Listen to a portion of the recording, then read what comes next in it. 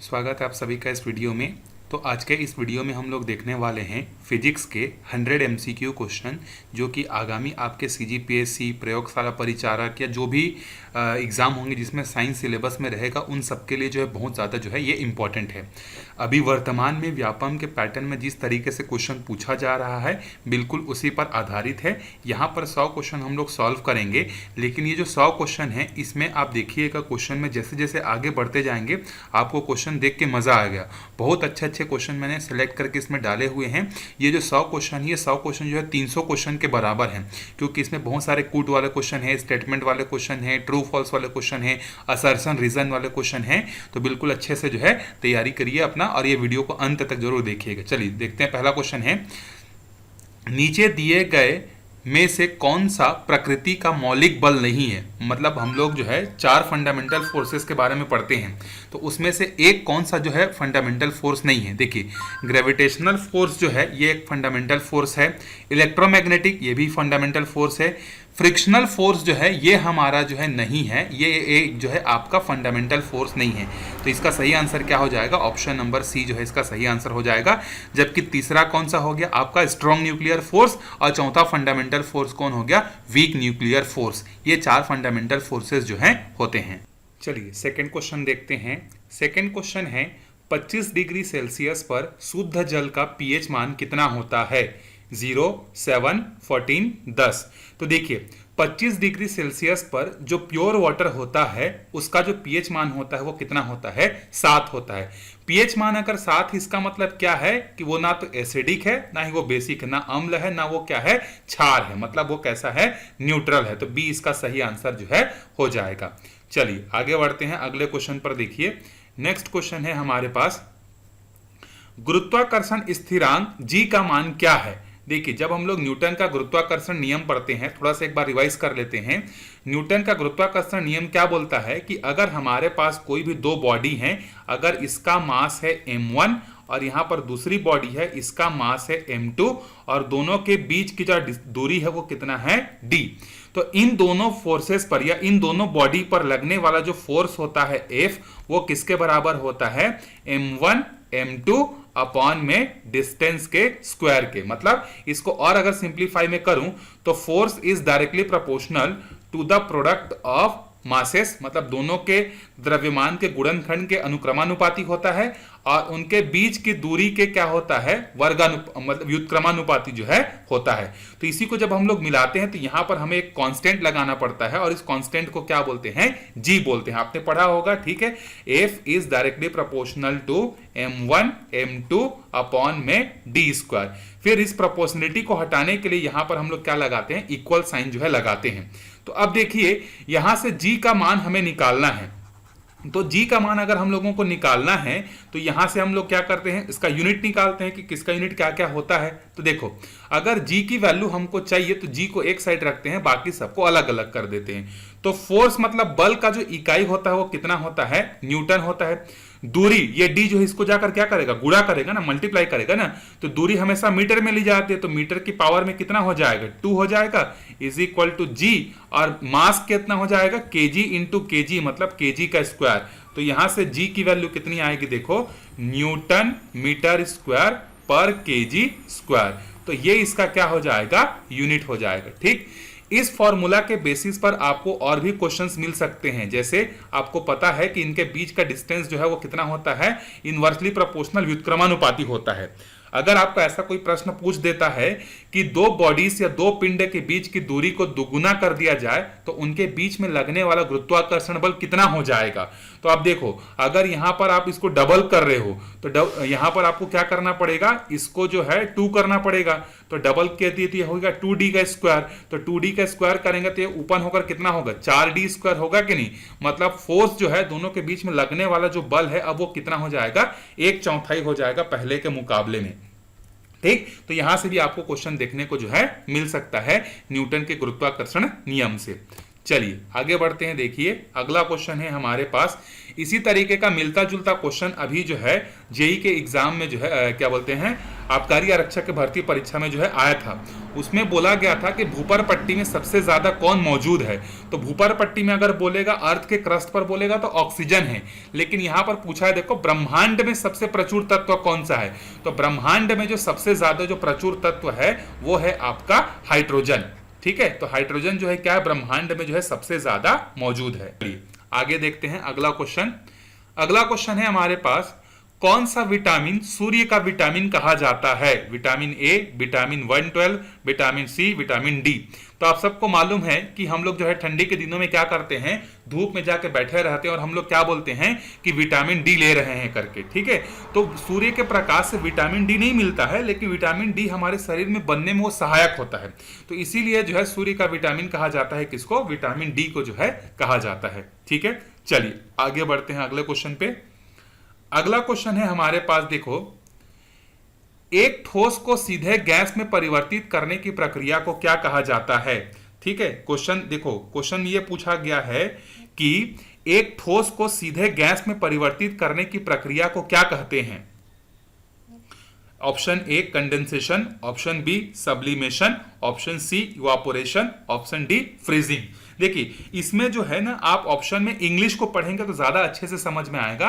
तो जब हम लोग ठोस को बिना जल में परिवर्तित किए सीधा हम लोग उसको गैस में जब बदल देते हैं तो यह प्रक्रिया क्या कहलाती है, सब्लिमेशन जो है कहलाती है, और इसको हिंदी में जो है ऊर्ध्वपातन बोलते हैं। ठीक है, तो इसका आंसर हो जाएगा ऊर्ध्वपातन या सब्लिमेशन जो है इसका आंसर हो जाएगा।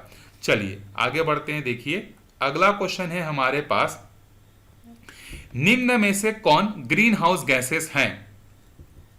Oxygen, nitrogen, carbon dioxide, argon. तो देखिए इसमें जो है आपको मालूम है कि ऑक्सीजन तो ग्रीन हाउस गैस हो नहीं सकता।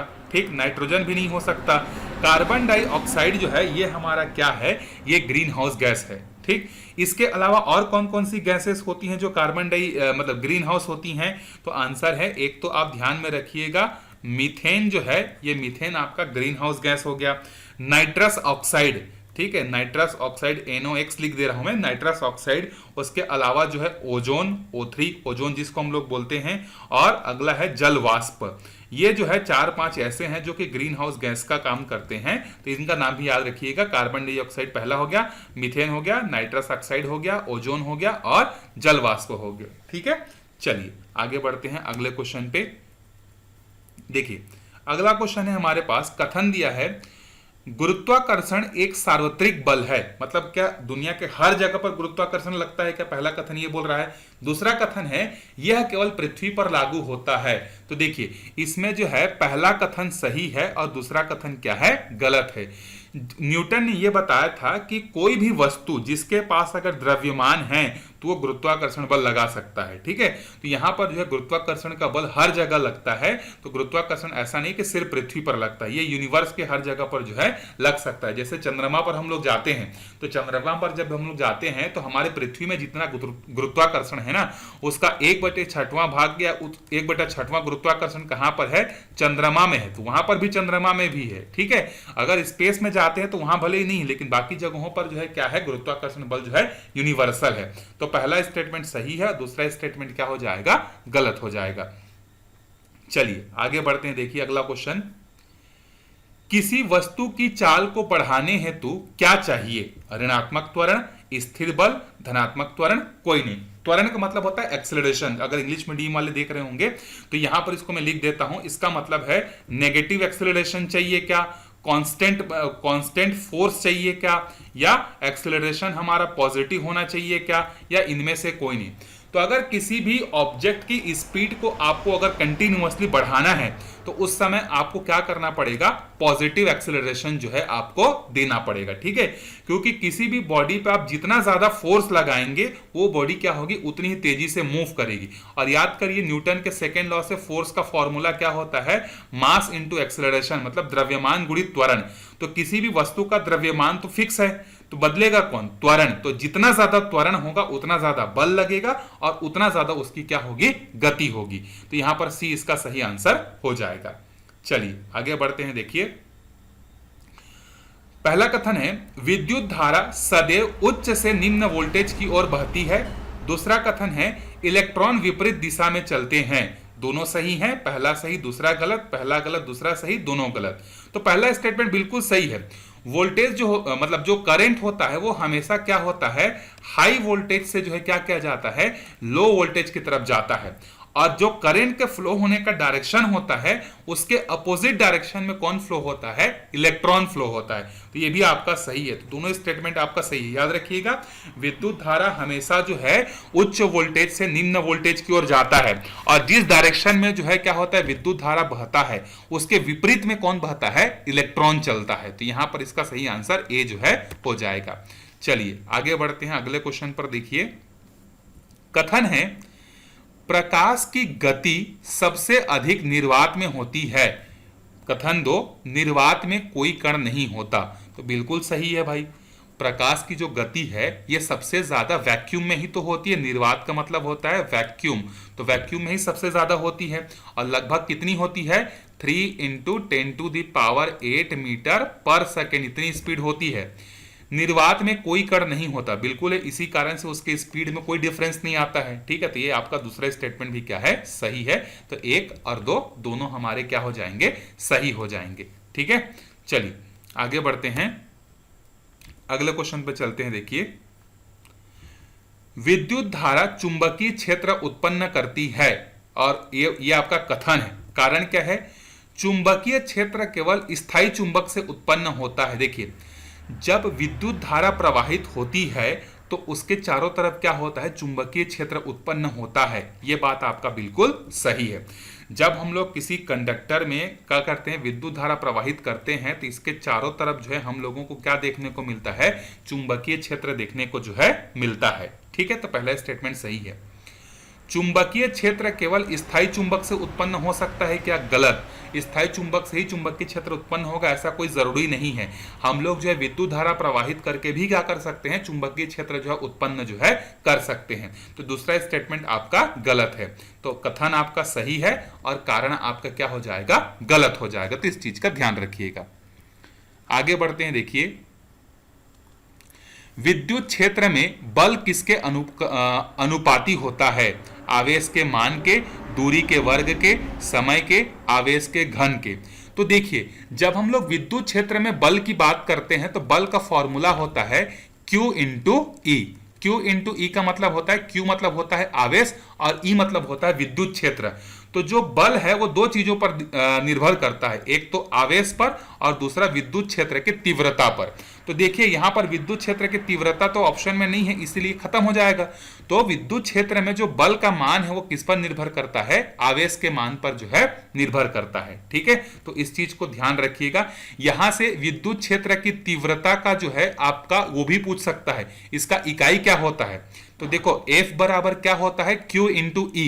तो यहां से E का मान अगर निकालेंगे तो कितना आएगा, F बटे में Q, और F का यूनिट क्या होता है, न्यूटन, और इसका क्या होता है, कूलम।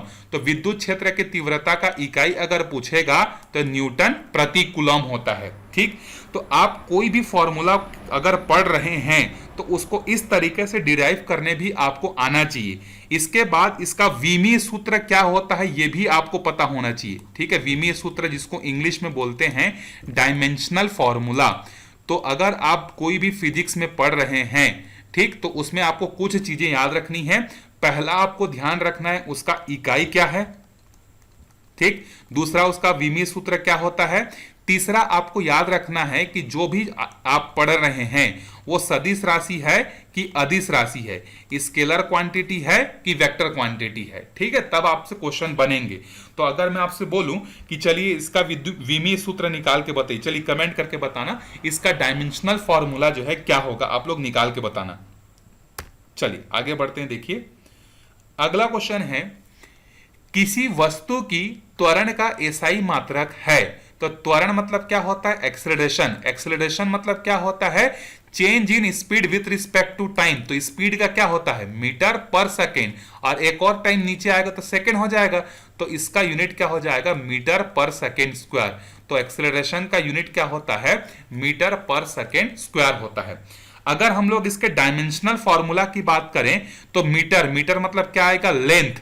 उसके बाद जो है, अच्छा यहां तो मास है नहीं, द्रव्यमान तो है नहीं ना, तो यहां पर क्या हो जाएगा, इसका विमीय सूत्र जो है m0 डायमेंशनल फॉर्मूला, और यहां पर मीटर है, मीटर मतलब लेंथ हो जाएगा, और टाइम नीचे में है तो ऊपर जाकर कितना हो जाएगा, -2। तो ये इसका डायमेंशनल फॉर्मूला हो जाएगा। तो इस तरीके से आपको डिराइव करने आना चाहिए कौन कौन से ऐसे इकाई होते हैं, कौन कौन से ऐसी क्वांटिटी होती हैं जिनका विमीय सूत्र नहीं होता है या वो डायमेंशनल लेस होते हैं। डायमेंशनल लेस मतलब m0 l0 t0।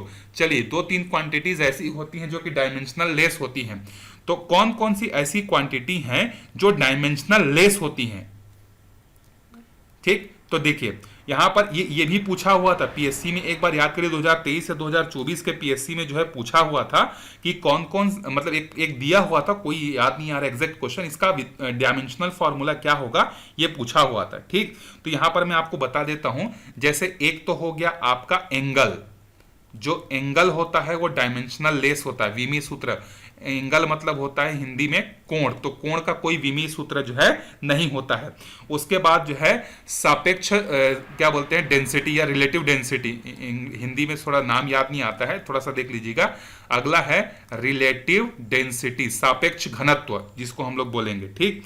उसके बाद जो है, हाँ ये प्रश्न पूछा था, डाई इलेक्ट्रिक परावैद्युतांक पूछा था, ये अभी अभी लेटेस्ट पीएससी में पूछा हुआ था। इसको मैं अच्छे से लिख देता हूं चलिए, क्योंकि ये आ सकता है, ठीक है। तो परावैद्युतांक, परावैद्युतांक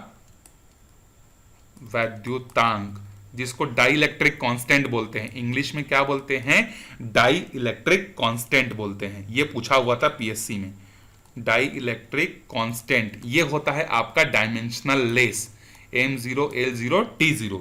और पहला ये हो गया। दूसरा क्या होता है हमारा एंगल, जो एंगल है वो भी क्या होता है, डायमेंशनल लेस होता है, ठीक है। उसके बाद है रिलेटिव डेंसिटी, सापेक्ष घनत्व, तो इसमें याद रखिएगा रिलेटिव डेंसिटी, सापेक्षिक घनत्व, ठीक। अगला है आपका कोएफिशिएंट ऑफ फ्रिक्शन, घर्षण गुणांक जिसको बोलते हैं, ठीक है, कोएफिशिएंट ऑफ फ्रिक्शन जिसको म्यू से डिनोट करते हैं, ठीक है, ये हो गया। उसके बाद है एक आखिरी है स्पेसिफिक ग्रेविटी, विशिष्ट गुरुत्व, स्पेसिफिक ग्रेविटी।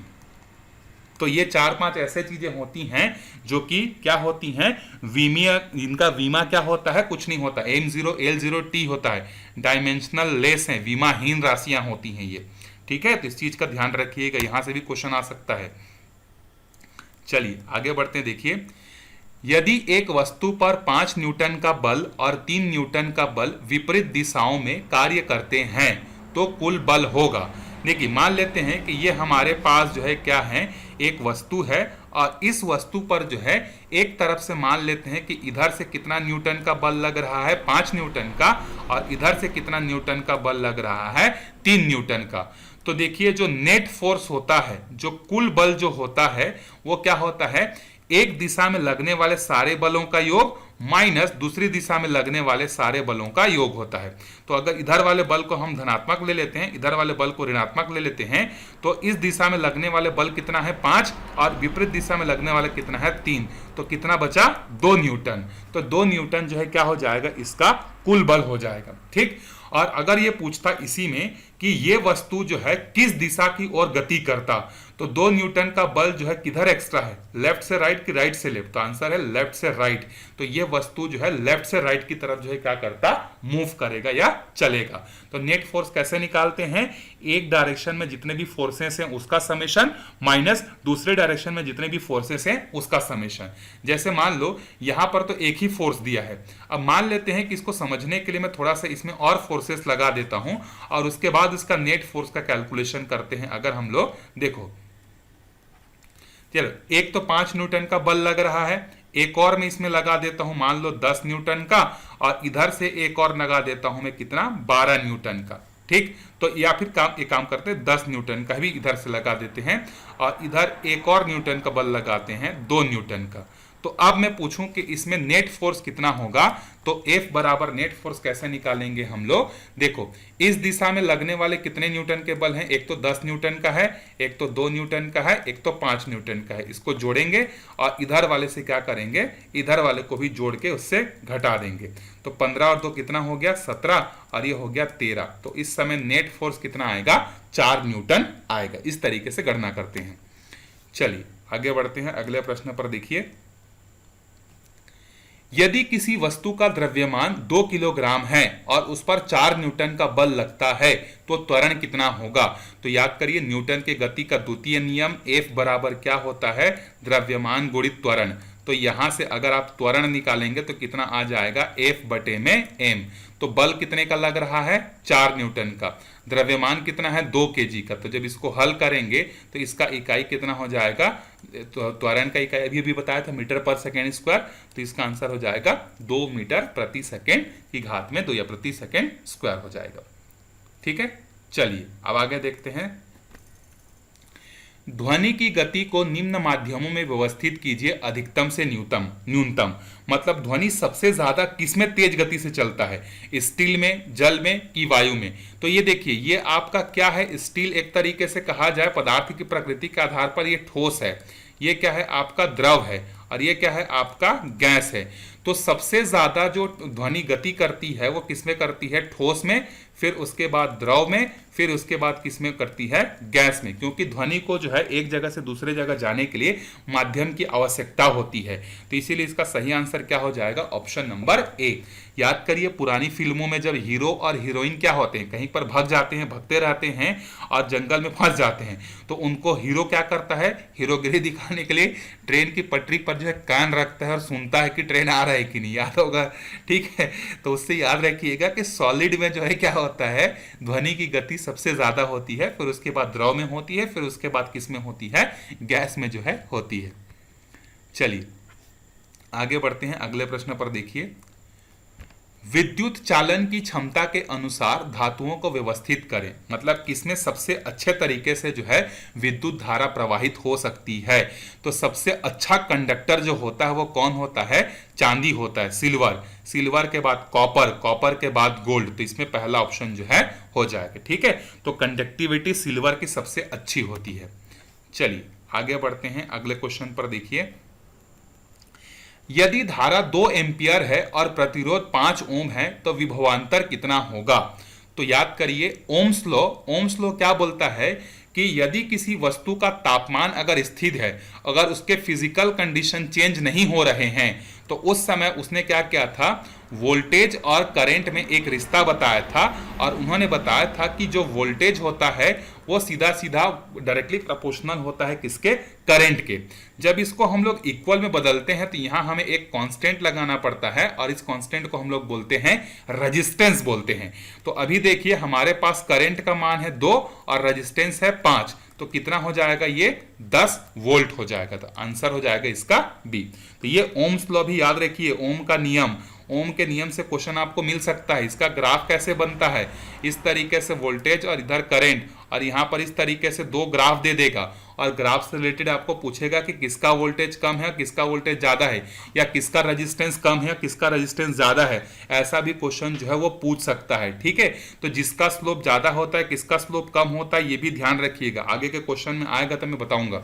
चलिए मैं अभी आपको बता देता हूं, यहां पर छोटा सा कंसेप्ट, आगे है कि नहीं क्वेश्चन नहीं पता। आपको क्वेश्चन ये दिया, ठीक है, क्वेश्चन किस तरीके से देगा कि वोल्टेज करंट ग्राफ में 2 धातुओं का स्लोप ए और बी दिया है, किसमें रेजिस्टेंस ज्यादा होगा। ठीक, ऐसा कोई प्रश्न देगा तो याद रखिएगा। देखिए ये वोल्टेज और करंट का ग्राफ हो गया, इसमें 2 वस्तुएं हैं ए और बी, उसका जो है वोल्टेज और करंट का ग्राफ यहां पर दिया हुआ है।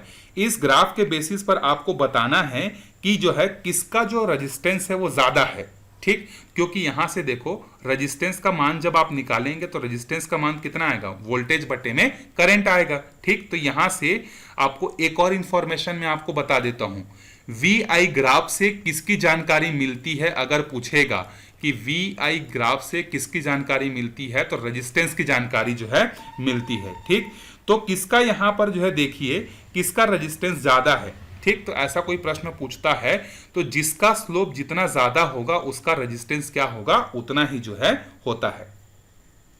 तो यहां पर ध्यान देना, किसका स्लोप ज्यादा है, जो ज्यादा एंगल बनाएगा उसका रेजिस्टेंस ज्यादा होगा। तो यहां पर ए का स्लोप ज्यादा है तो ए का रेजिस्टेंस ज्यादा होगा और बी का रेजिस्टेंस क्या होगा, कम होगा।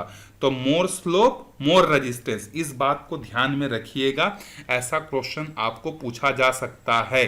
ठीक है, तो यहां से एक और प्रश्न ऐसा भी पूछा जा सकता है कि आपको ये वीआई ग्राफ दे देगा और बोलेगा कि ए और बी ये दोनों में से एक जो है सीरीज कॉम्बिनेशन का रेजिस्टेंस है और एक जो है पैरेलल कॉम्बिनेशन का रेजिस्टेंस है। आपको पूछेगा बताओ इसमें से ए वाला सीरीज कॉम्बिनेशन है कि बी वाला सीरीज कॉम्बिनेशन है। तो आपने जब कॉम्बिनेशन ऑफ रेजिस्टेंस पढ़ा होगा तो आपको याद होगा कि सीरीज कॉम्बिनेशन जब भी होती है तो उसका रेजिस्टेंस हमेशा ज्यादा आता है और पैरेलल रेजिस्टेंस का कॉम्बिनेशन क्या होता है, कम होता है। तो अभी देखिए यहां पर मैंने स्लोप के आधार पर बताया, एक चीज ध्यान रखिए, इसको भी नोट करिएगा, वीआई ग्राफ में जिसका स्लोप ज्यादा उसका रेजिस्टेंस भी ज्यादा। ठीक, ये पहला इंफॉर्मेशन यहां से मिला।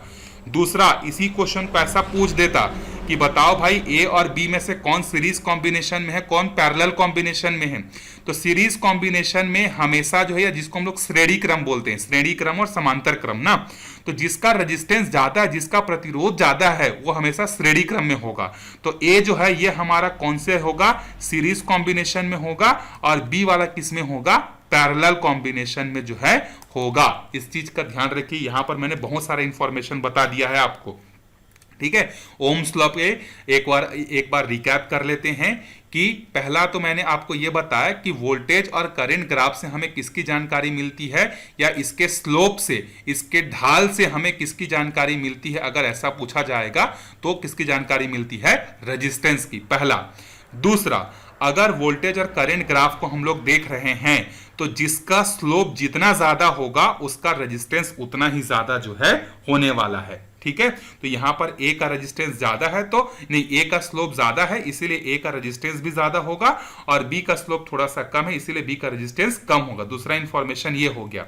तीसरा इंफॉर्मेशन ये है कि इसी में अगर आपको पूछ देता कि ए और बी जो है कौन सीरीज कॉम्बिनेशन में है, कौन पैरेलल कॉम्बिनेशन में है, तो जिसका स्लोप ज्यादा उसका रेजिस्टेंस ज्यादा, और जिसका रेजिस्टेंस ज्यादा होता है वो हमेशा कौन सा कॉम्बिनेशन फॉलो करता है, सीरीज कॉम्बिनेशन हमेशा फॉलो करता है। इस चीज को ध्यान रखिएगा।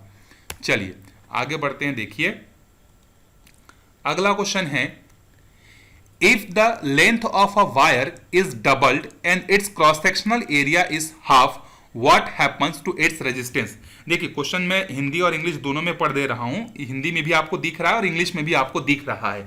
ठीक है, लेकिन जो है साइंस के क्वेश्चन जो है हिंदी में थोड़े से डिफिकल्ट होते हैं, तो इसीलिए हो सके तो इंग्लिश में पढ़ा करिए, इंग्लिश में ज्यादा कंफर्टेबल होता है। ठीक है, चलिए क्वेश्चन एक बार और रीड करते हैं। If the length of a wire is doubled and its cross-sectional area is half, what happens to its resistance? मतलब एक हमारे पास तार था, ठीक है, शुरू में जो तार था मान लेते हैं कि ये हमारे पास जो है एक वायर है। ठीक, इस वायर का जो लेंथ है वो मान लेते हैं L है और इसका जो क्रॉस सेक्शनल एरिया है वो A है। अब देखो क्वेश्चन क्या बोल रहा है, इसको हमने खींचा और खींचने के बाद इसके लेंथ को हमने क्या कर दिया, डबल कर दिया। तो अब नया लेंथ कितना हो जाएगा हमारा, 2L हो जाएगा। ठीक, और क्रॉस सेक्शनल एरिया मतलब इसका जो एरिया है ये पहले मान लेते हैं थोड़ा सा मोटा था, अब इसका एरिया हमने आधा कर दिया है। तो नया लेंथ कितना हो गया हमारा 2L और नया एरिया कितना हो गया, पुराने वाले एरिया का आधा हो गया। ठीक, अब आपको रेजिस्टेंस का फॉर्मूला याद होगा, रो एल अपॉन में ए होता है। ये एक फॉर्मूला और ध्यान में रखिएगा, जहां पर रो को हम लोग क्या बोलते हैं, रेजिस्टिविटी बोलते हैं, विशिष्ट प्रतिरोधकता बोलते हैं। तो ये तो मटेरियल के ऊपर डिपेंड करता है कि कौन से मटेरियल का वायर हम लोग उपयोग में ला रहे हैं, इसीलिए रेजिस्टेंस डिपेंड करता है दो चीजों पर, एक तो लेंथ के डायरेक्टली प्रोपोर्शनल होता है और एक उसके क्रॉस सेक्शनल एरिया के इनवर्सली प्रोपोर्शनल होता है। ठीक, तो पहला वाला जो मटेरियल था, मतलब पहला वाला जो था, मान लेते हैं कि उसका रेजिस्टेंस R था, उसका जो स्पेसिफिक रेजिस्टिविटी है वो रो है, उसका लेंथ L है और उसका क्रॉस सेक्शनल एरिया जो है वो A है। ठीक, ये शुरुआती कंडीशन है। अब नया कंडीशन क्या हो जा रहा है, नया कंडीशन ये हो रहा है कि इसका लंबाई हमने कर दिया है कितना, दुगुना। तो चलिए अब नया रेजिस्टेंस मान लेते हैं आर डैश है, रो तो सेम रहेगा क्योंकि जो रो है वो मटेरियल पर डिपेंड करता है, हर मटेरियल की रो अलग अलग होती है।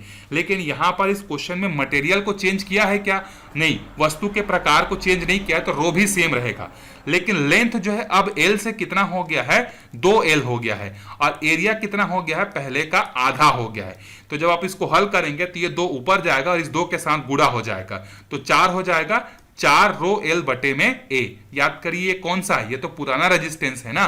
तो अब जो नया रेजिस्टेंस है हमारा वो पुराने वाले रेजिस्टेंस का कितना हो गया, 4 गुना हो गया। देखो यहां से इसको पटक दो, यहां से उठा के R डाल दो, तो कितना हो जाएगा, 4 गुना जो है हो जाएगा। ऐसा भी क्वेश्चन आपको मिल सकता है, याद रखिएगा। रेजिस्टिविटी जो होती है किस किस पर डिपेंड करती है, इसका यूनिट क्या होता है, डायमेंशनल फॉर्मूला क्या होता है, ये सब भी पूछेगा, याद करिएगा।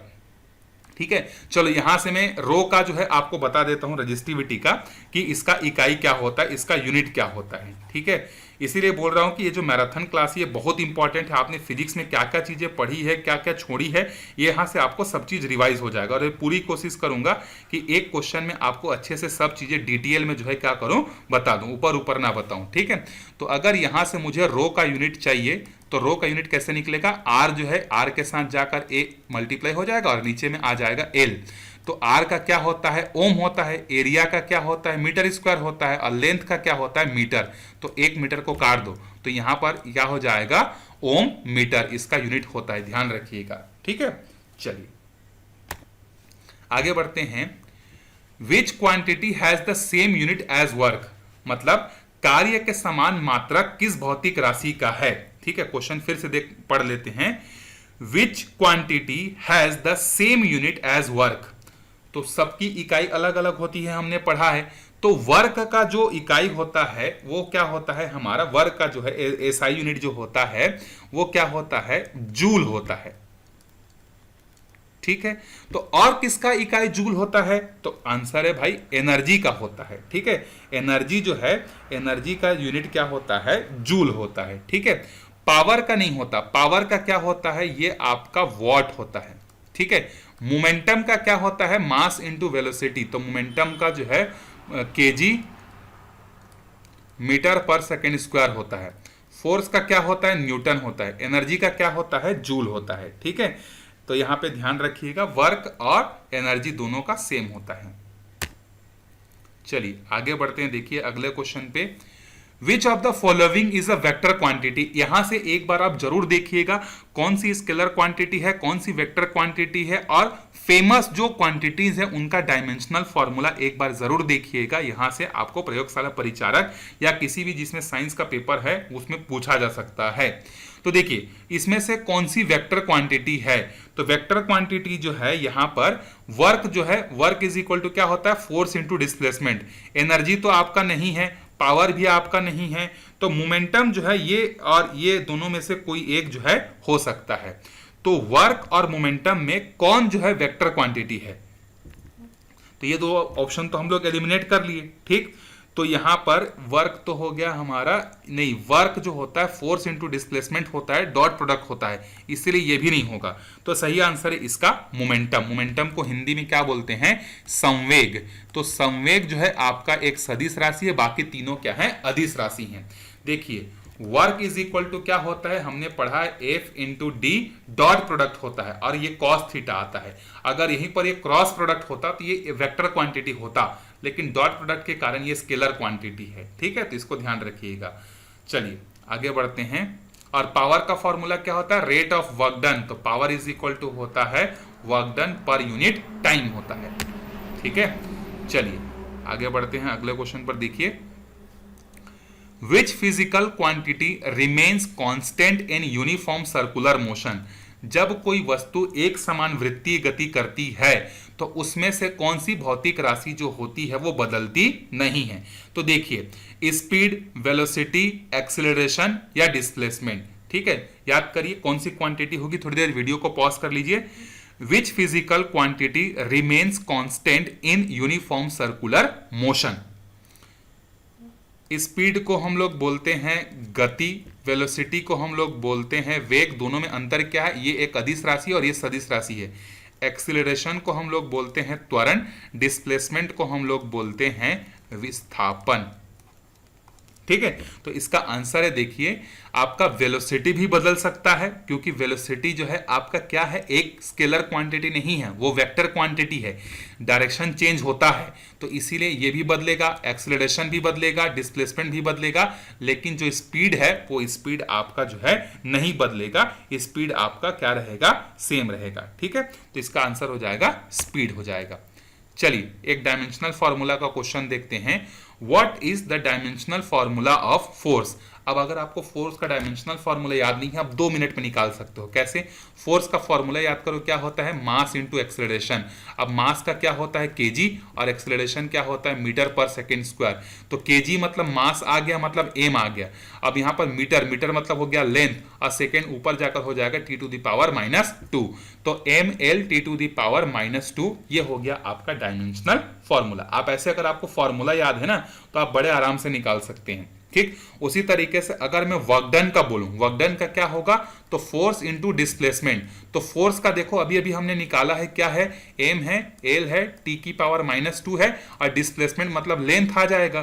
तो उस समय इसका डायमेंशनल फॉर्मूला हो जाएगा एम एल की पावर में 2 और टी की पावर में -2। तो ये वाला आपका किसका है, ये वाला है आपका वर्क डन का डायमेंशनल फॉर्मूला है, इसको याद रखिएगा। ठीक है, और ये है आपका वेलोसिटी का,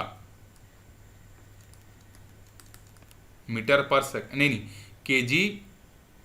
केजी मीटर पर सेकंड स्क्वायर। तो ये एक्सेलरेशन का होगा, नहीं ये वेलोसिटी का नहीं होगा, वेलोसिटी का नहीं होगा। ठीक है, तो ये दोनों याद रखिएगा। ऊपर वाला जो है आपका फोर्स का है, नीचे वाला जो है आपका वर्क डन का है।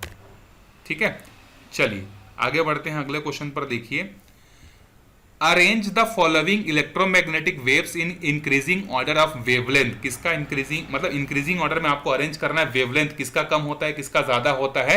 तो देखिए सबसे कम जो होता है वो होता है गामा रेस का। ठीक है, कितने हैं, 1 2 3 4, तो चौथे नंबर पर आएगा गामा रेस। उसके बाद होता है अल्ट्रावेव्स का, इससे थोड़ा सा ज्यादा होता है। फिर इंफ्रारेड का होता है, और सबसे ज्यादा होता है माइक्रोवेव का होता है। तो इसीलिए ऑप्शन ए जो है इसका करेक्ट आंसर हो जाएगा। चलिए पढ़ते हैं अगले क्वेश्चन पर। अगला क्वेश्चन है हमारे पास, कार्य करने की दर को क्या बोलते हैं, रेट ऑफ डूइंग वर्क, इसको बोलते हैं पावर। पावर का क्या होता है, आप कितना तेजी से काम कर सकते हैं, आपका पावर उतना ज्यादा होगा। ठीक है, मतलब जैसे देखिए 2 पर्सन हैं, ए और बी, दोनों को एक ही काम करना है। ए जो है उस काम को 1 घंटे में खत्म कर देता है, और बी जो है उसको काम को करने में 3 घंटे लगाता है। तो हम क्या बोलेंगे कि ए का पावर ज्यादा है और बी का पावर क्या है, कम है। तो पावर का फॉर्मूला होता है work done per unit time.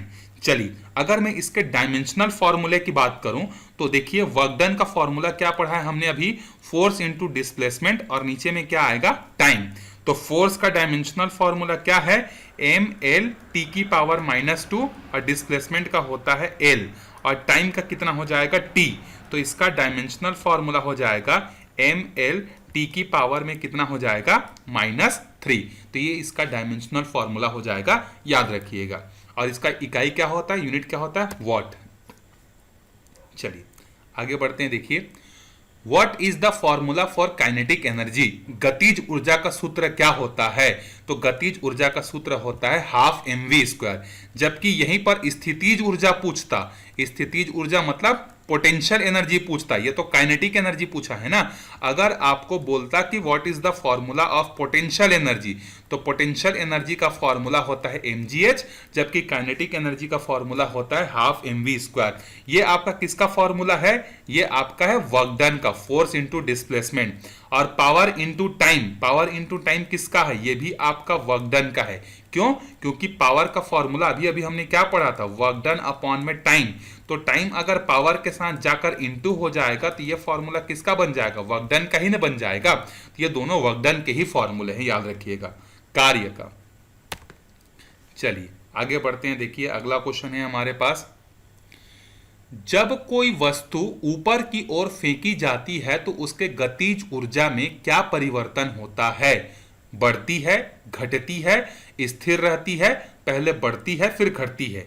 तो मान लीजिए ये ग्राउंड है, ग्राउंड में आप खड़े हैं और आपने एक पत्थर को इस तरीके से ऊपर की तरफ फेंका, तो इसमें जो गतिज ऊर्जा है उसका क्या होगा? तो अभी अभी हमने पढ़ा काइनेटिक एनर्जी मतलब गतिज ऊर्जा का फॉर्मूला क्या होता है? Half mv²। तो देखिए जब भी कोई वस्तु ग्रेविटी के अगेंस्ट में, गुरुत्वाकर्षण के विपरीत में जाता है तो उसकी गति हमेशा कम होते लगती है। ठीक है, देखिए आप भी कभी भी किसी पत्थर को फेंक के देखिएगा, ठीक है, ऊपर की तरफ, तो पहले बहुत तेजी से जाता है, फिर धीरे धीरे उसकी स्पीड कम होने लगती है, तो वेलोसिटी क्या होने लगेगा? कम होने लगेगा। तो कम होने लगेगा मतलब गतिज ऊर्जा उसका क्या होने लगेगा? घटने लगेगा। तो उसकी गतिज ऊर्जा कैसी होती है? घटती है। चलिए आगे बढ़ते हैं। जब एक बस अचानक शुरू होती है तो यात्री पीछे की ओर धकेल जाने का अनुभव करते हैं। यह निम्नलिखित में से किसका उदाहरण है?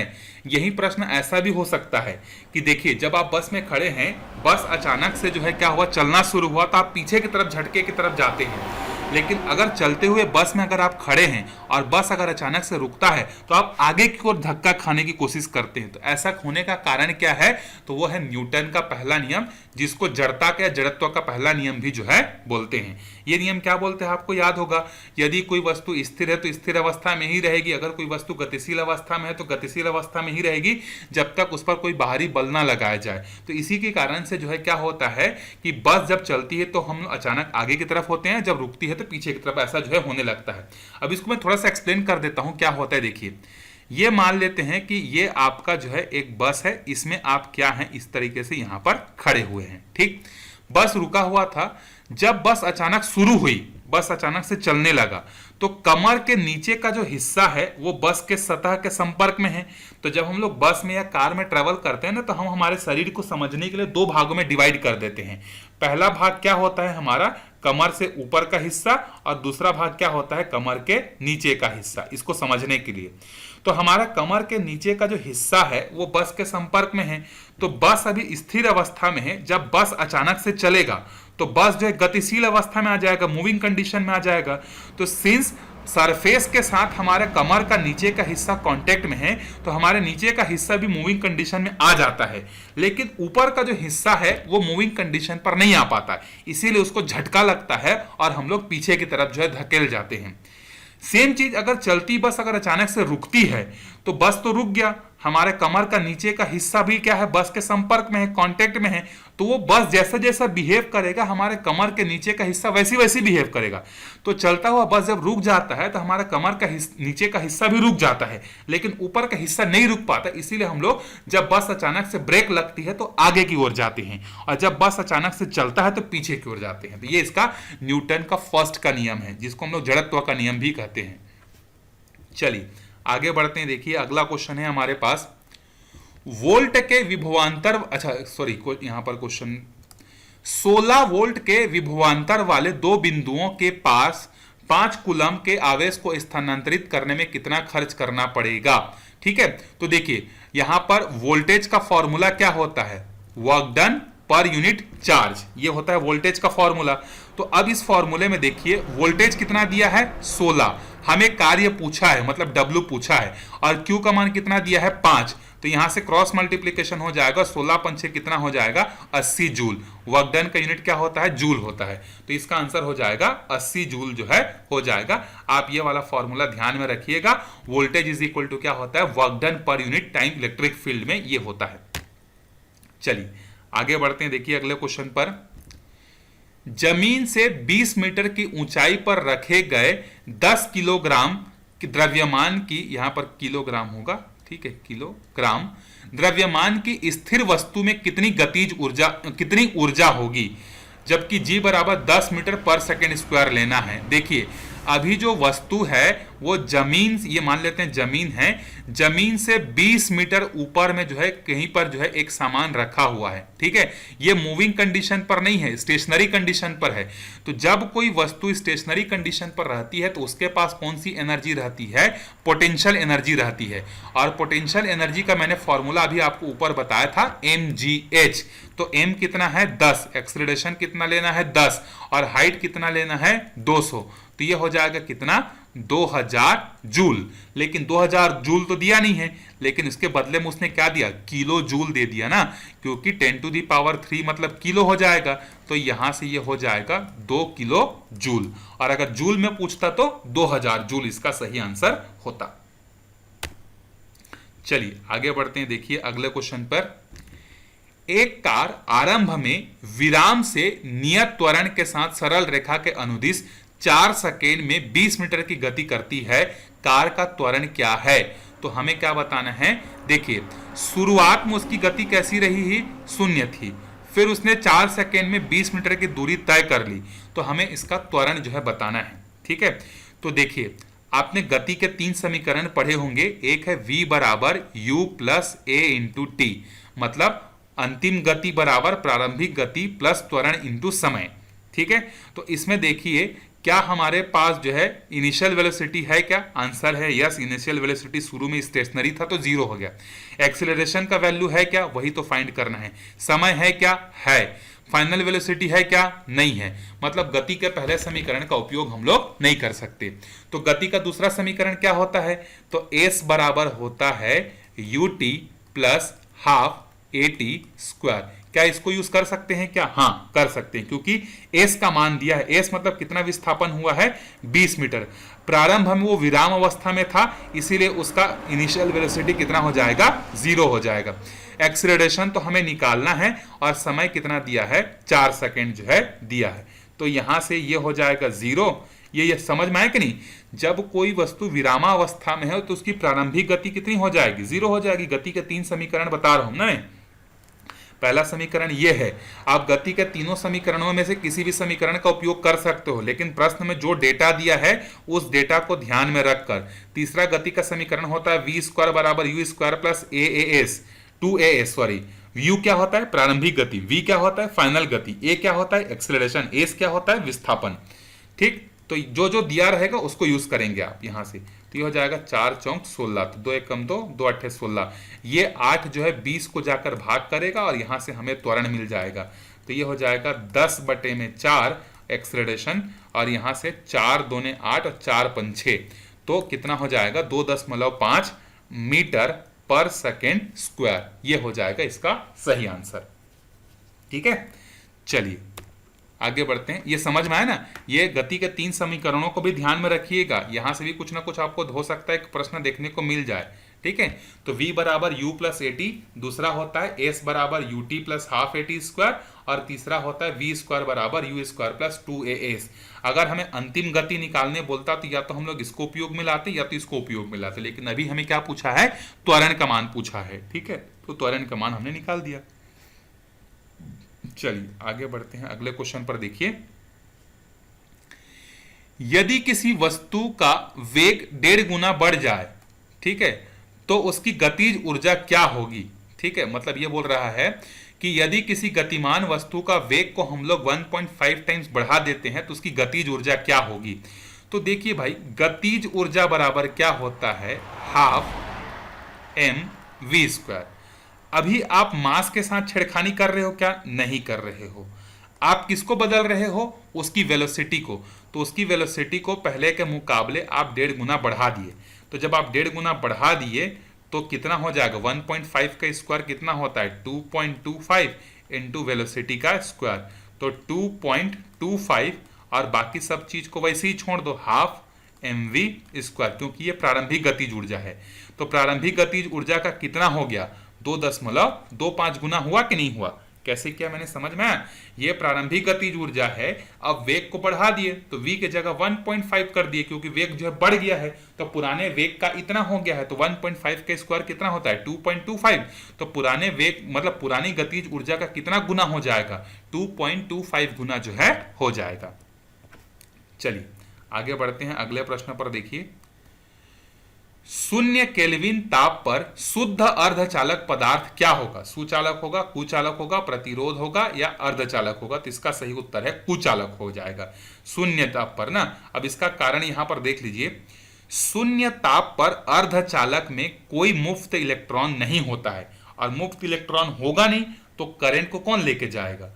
इसी कारण 0 ताप पर अर्धचालक एक कुचालक की भांति व्यवहार करता है। किसी भी मटेरियल में करंट तभी फ्लो हो सकता है जब उसमें क्या हो, फ्री इलेक्ट्रॉन हो। लेकिन अगर हम लोग अर्धचालक की बात करें तो अर्धचालक में जो है शून्य ताप पर फ्री इलेक्ट्रॉन है ही नहीं। तो जब फ्री इलेक्ट्रॉन है ही नहीं तो करंट कहाँ से फ्लो होगा, तो कुछ अलग जैसा बिहेव करेगा। ठीक है, इंसुलेटर जैसा बिहेव करेगा, मतलब इंग्लिश में बोले तो इंसुलेटर के जैसा बिहेव करेगा। ठीक है, अच्छा यहाँ पे आंसर दिख गया, चलिए मैं छुपा, अब क्या छुपाना, चलो। निम्नलिखित में से किस दृष्टि दोष में रेटिना के सामने प्रकाश का फोकस उत्पन्न होता है? निकट दृष्टि दोष, दूर दृष्टि दोष, जरा दृष्टि दोष, इनमें से कोई नहीं। ठीक है, तो देखिए निकट दृष्टि दोष को इंग्लिश में बोलते हैं शॉर्ट साइटनेस, और दूर दृष्टि दोष को बोलते हैं फार साइटनेस, जरा को बोलते हैं यहाँ पर बाईफोकल वाला जो होता है। ठीक है, तो इसका सही आंसर हो जाएगा रेटिना के सामने इमेज बनता है शॉर्ट साइटनेस में, मतलब निकट दृष्टि दोष में। मतलब अगर ये आपका आंख है, ये अगर आपका रेटिना है, तो आपका जो इमेज है वो रेटिना पर बनना चाहिए, लेकिन पहले ही इस तरीके से यहाँ पर बन जाता है जिसके कारण से चीजें दिखती नहीं है, तो उसको कहा जाता है निकट दृष्टि दोष कहा जाता है। ठीक है, चलिए आगे बढ़ते हैं अगले क्वेश्चन पर। देखिए, ऑटोमोबाइल में हाइड्रोलिक ब्रेकों के कार्य कारण पर निम्नलिखित में से कौन सा सिद्धांत कार्य करता है? मतलब जैसे आपने देखा होगा हाइड्रोलिक ट्रक देखा होगा, आपने हाइड्रोलिक ट्रैक्टर देखा होगा, तो जो ट्राली वगैरह, जो ट्रक वगैरह जो उठाते हैं अपना, वो कौन से प्रिंसिपल पर काम करता है? बर्नौली प्रिंसिपल, पेसियल्स सिद्धांत, पास्कल नियम, या इनमें से कोई नहीं। तो जो हाइड्रोलिक ब्रेकर्स जो होते हैं, हाइड्रोलिक ब्रेक्स जो होते हैं, वो किस पर वर्क करते हैं? वो पास्कल के जो है रूल पर जो है क्या करते हैं, वर्क करते हैं। तो ट्रैक्टर कैसे काम करता है उसका ट्रॉली याद रखिएगा, पास्कल के थ्योरम पर या पास्कल के सिद्धांत पर जो है काम करता है। अगला क्वेश्चन है, देखिए, तरल पदार्थ का घनत्व गर्म करने पर कम हो जाता है, बढ़ जाता है, बदलता नहीं है, दबाव के अनुसार घट या बढ़ जाता है। तो किसी भी लिक्विड को भाई जब आप गर्म करेंगे तो उसकी डेंसिटी क्या होगी? कम होगी ना। ठीक है, ऑब्वियस सी बात है, कम होगी। ठीक है, जैसे अब जब आप खाना बनाने के लिए एक बर्तन में गर्म करते हो, उस पर आप जो है घी को डालते हो, तो घी तो पहले आपका एकदम लिक्विड नहीं होता है, वो तो सेमी सॉलिड बोल सकते हैं, वैसा रहता है। लेकिन जब वो गर्म होते जाता है तो फैलता है कि नहीं फैलता है? तो फैलने का मतलब क्या है? डेंसिटी कम होना। ठीक, तो किसी भी चीज को जब हम लोग गर्म करते हैं तो उसकी डेंसिटी क्या होने लगती है? कम होने लगती है। आगे बढ़ते हैं अगले क्वेश्चन पर। देखिए, ग्रीष्म काल में मरीचिका किस परिघटना के कारण दिखाई देती है? मरीचिका को इंग्लिश में क्या बोलते हैं मैं भी भूल गया। मतलब ये है ना कि हम लोग को जो है ऐसा लगता है कि दूर में कहीं पे कुछ तालाब वगैरह है करके, रेगिस्तान वगैरह में हमको दिखता है ना कि पेड़ का जो है उल्टा फोटो दिखता है, जिसके कारण से हमको लगता है कि वहां पर तालाब है। ठीक है, अब उसको क्या फिनोमिना बोलते हैं मुझे याद नहीं आ रहा है, लेकिन वो डिपेंड करता है टोटल इंटरनल रिफ्लेक्शन पर जो है डिपेंड करता है। ठीक है, जिसको मरीचिका कहा जाता है हिंदी में, इंग्लिश में क्या तो बोलते हैं नाम याद नहीं आ रहा है। मतलब आपको मैंने समझा दिया कि रेगिस्तान में जब जाओगे ना तो इस तरीके से मान लो एक पेड़ है, तो इसका जो है आपको क्या दिखेगा, दूर से देखोगे तो इसके जमीन के नीचे आपको जो है इसका उल्टा फोटो छपेगा, तो आपको क्या होगा, एक भ्रम हो जाएगा कि यहाँ पर पानी है करके, उसको मरीचिका कहा जाता है। चलिए आगे बढ़ते हैं। देखिए, दूरदृष्टि दोष को क्या कहा जाता है? तो दूरदृष्टि दोष को जो है हाइपरमेट्रोपिया जो है कहा जाता है। ठीक है, चलिए आगे बढ़ते हैं। देखिए, आवर्धन, आवर्धन का मतलब होता है मैग्निफिकेशन। लेंस वगैरह जब हम लोग पढ़ते हैं ना तो वहां पर आता है, तो यहां पर मैं आपको इंग्लिश में बता दे रहा हूं, मैग्निफिकेशन के बारे में यहां पर पूछा जा रहा है। ठीक है, मैग्निफिकेशन के संबंध में कौन सा कथन सही है? आवर्धन के मान में ऋणात्मक चिन्ह यह दर्शाता है कि प्रतिबिंब जो है वास्तविक है। आप याद करिए मैग्निफिकेशन का फॉर्मूला क्या होता है? माइनस वी अपॉन में यू होता है, या होता है height of image upon height of object. ये मैग्निफिकेशन का फॉर्मूला है। मैग्निफिकेशन मतलब कोई लेंस या कोई मिरर ओरिजिनल ऑब्जेक्ट को कितना बड़ा या कितना छोटा करके दिखाता है, उसको बोलते हैं मैग्निफिकेशन बोलते हैं।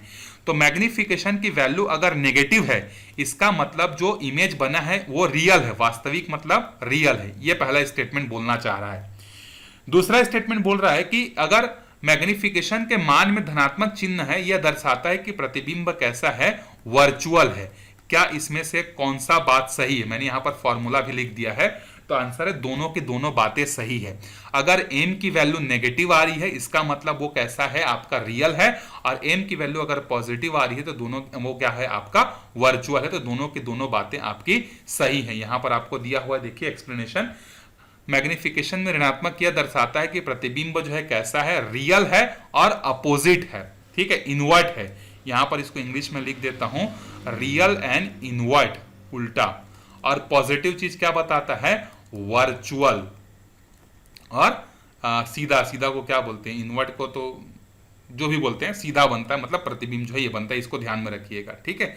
ये इसका फॉर्मूला है, m is equal to minus V upon में u, जहां पर v जो है वो क्या है, प्रतिबिंब की दूरी है, और u क्या है, वस्तु की दूरी है। मतलब लेंस के सामने इस तरीके से रखते हैं ना किसी भी ऑब्जेक्ट को, तो ये जो ऑब्जेक्ट है मान लेते हैं ये a और b है, तो ऑब्जेक्ट का जो डिस्टेंस है उसको किस नाम से दिया गया है, u से, और इसका जो इमेज बन रहा है जहां पर भी बनेगा उसके डिस्टेंस को किससे डिनोट किया जा रहा है, v से, ठीक। तो मैग्निफिकेशन से रिलेटेड भी क्वेश्चन देख लीजिएगा एक बार। चलिए आगे बढ़ते हैं। देखिए इंग्लिश में दिया हुआ है, इसको मैं हिंदी में ट्रांसलेट कर दूंगा, ठीक है। देखिए, if net force is zero, acceleration is zero. अगर जो है कुल बल अगर जीरो है तो क्या त्वरण भी जीरो है, पहला स्टेटमेंट ये बोल रहा है। दूसरा है acceleration is rate of change of speed only. क्या त्वरण जो होता है सिर्फ गति के दर में परिवर्तन को दर्शाता है, दूसरा स्टेटमेंट ये है। तीसरा स्टेटमेंट है a body moving at a constant velocity has no net force. अगर कोई भी वस्तु एक निश्चित गति से अगर मूव कर रही है तो क्या उस पर कोई भी बल नहीं लगा हुआ है। तो अब एक एक करके सॉल्व करते हैं कि कौन सा स्टेटमेंट इसमें सही है। देखिए, if net force is zero, acceleration is zero. तो याद करिए एफ का फॉर्मूला क्या है, मास इंटू एक्सेलरेशन। एफ का मान अगर मान लेते हैं जीरो हो गया तो मास इंटू एक्सेलरेशन भी क्या हो जाएगा, जीरो। किसी भी ऑब्जेक्ट का मास तो जीरो नहीं हो सकता, तो एम जीरो नहीं हो सकता, मतलब किसको जीरो होना पड़ेगा, एक्सेलरेशन को जीरो होना पड़ेगा। तो यस भाई, अगर किसी भी चीज में अगर बल का मान जीरो है मतलब वहां त्वरण भी क्या होगा, जीरो होगा। Acceleration is rate of change of speed only, गलत है। एक्सेलरेशन जो होता है पहली बार तो rate of change of speed नहीं होता, एक्सेलरेशन होता है rate of change of velocity होता है। अगर स्पीड बोल दिए मतलब वो आपका क्या हो जाएगा, स्केलर क्वांटिटी हो जाएगा, अदिश राशि हो जाएगा।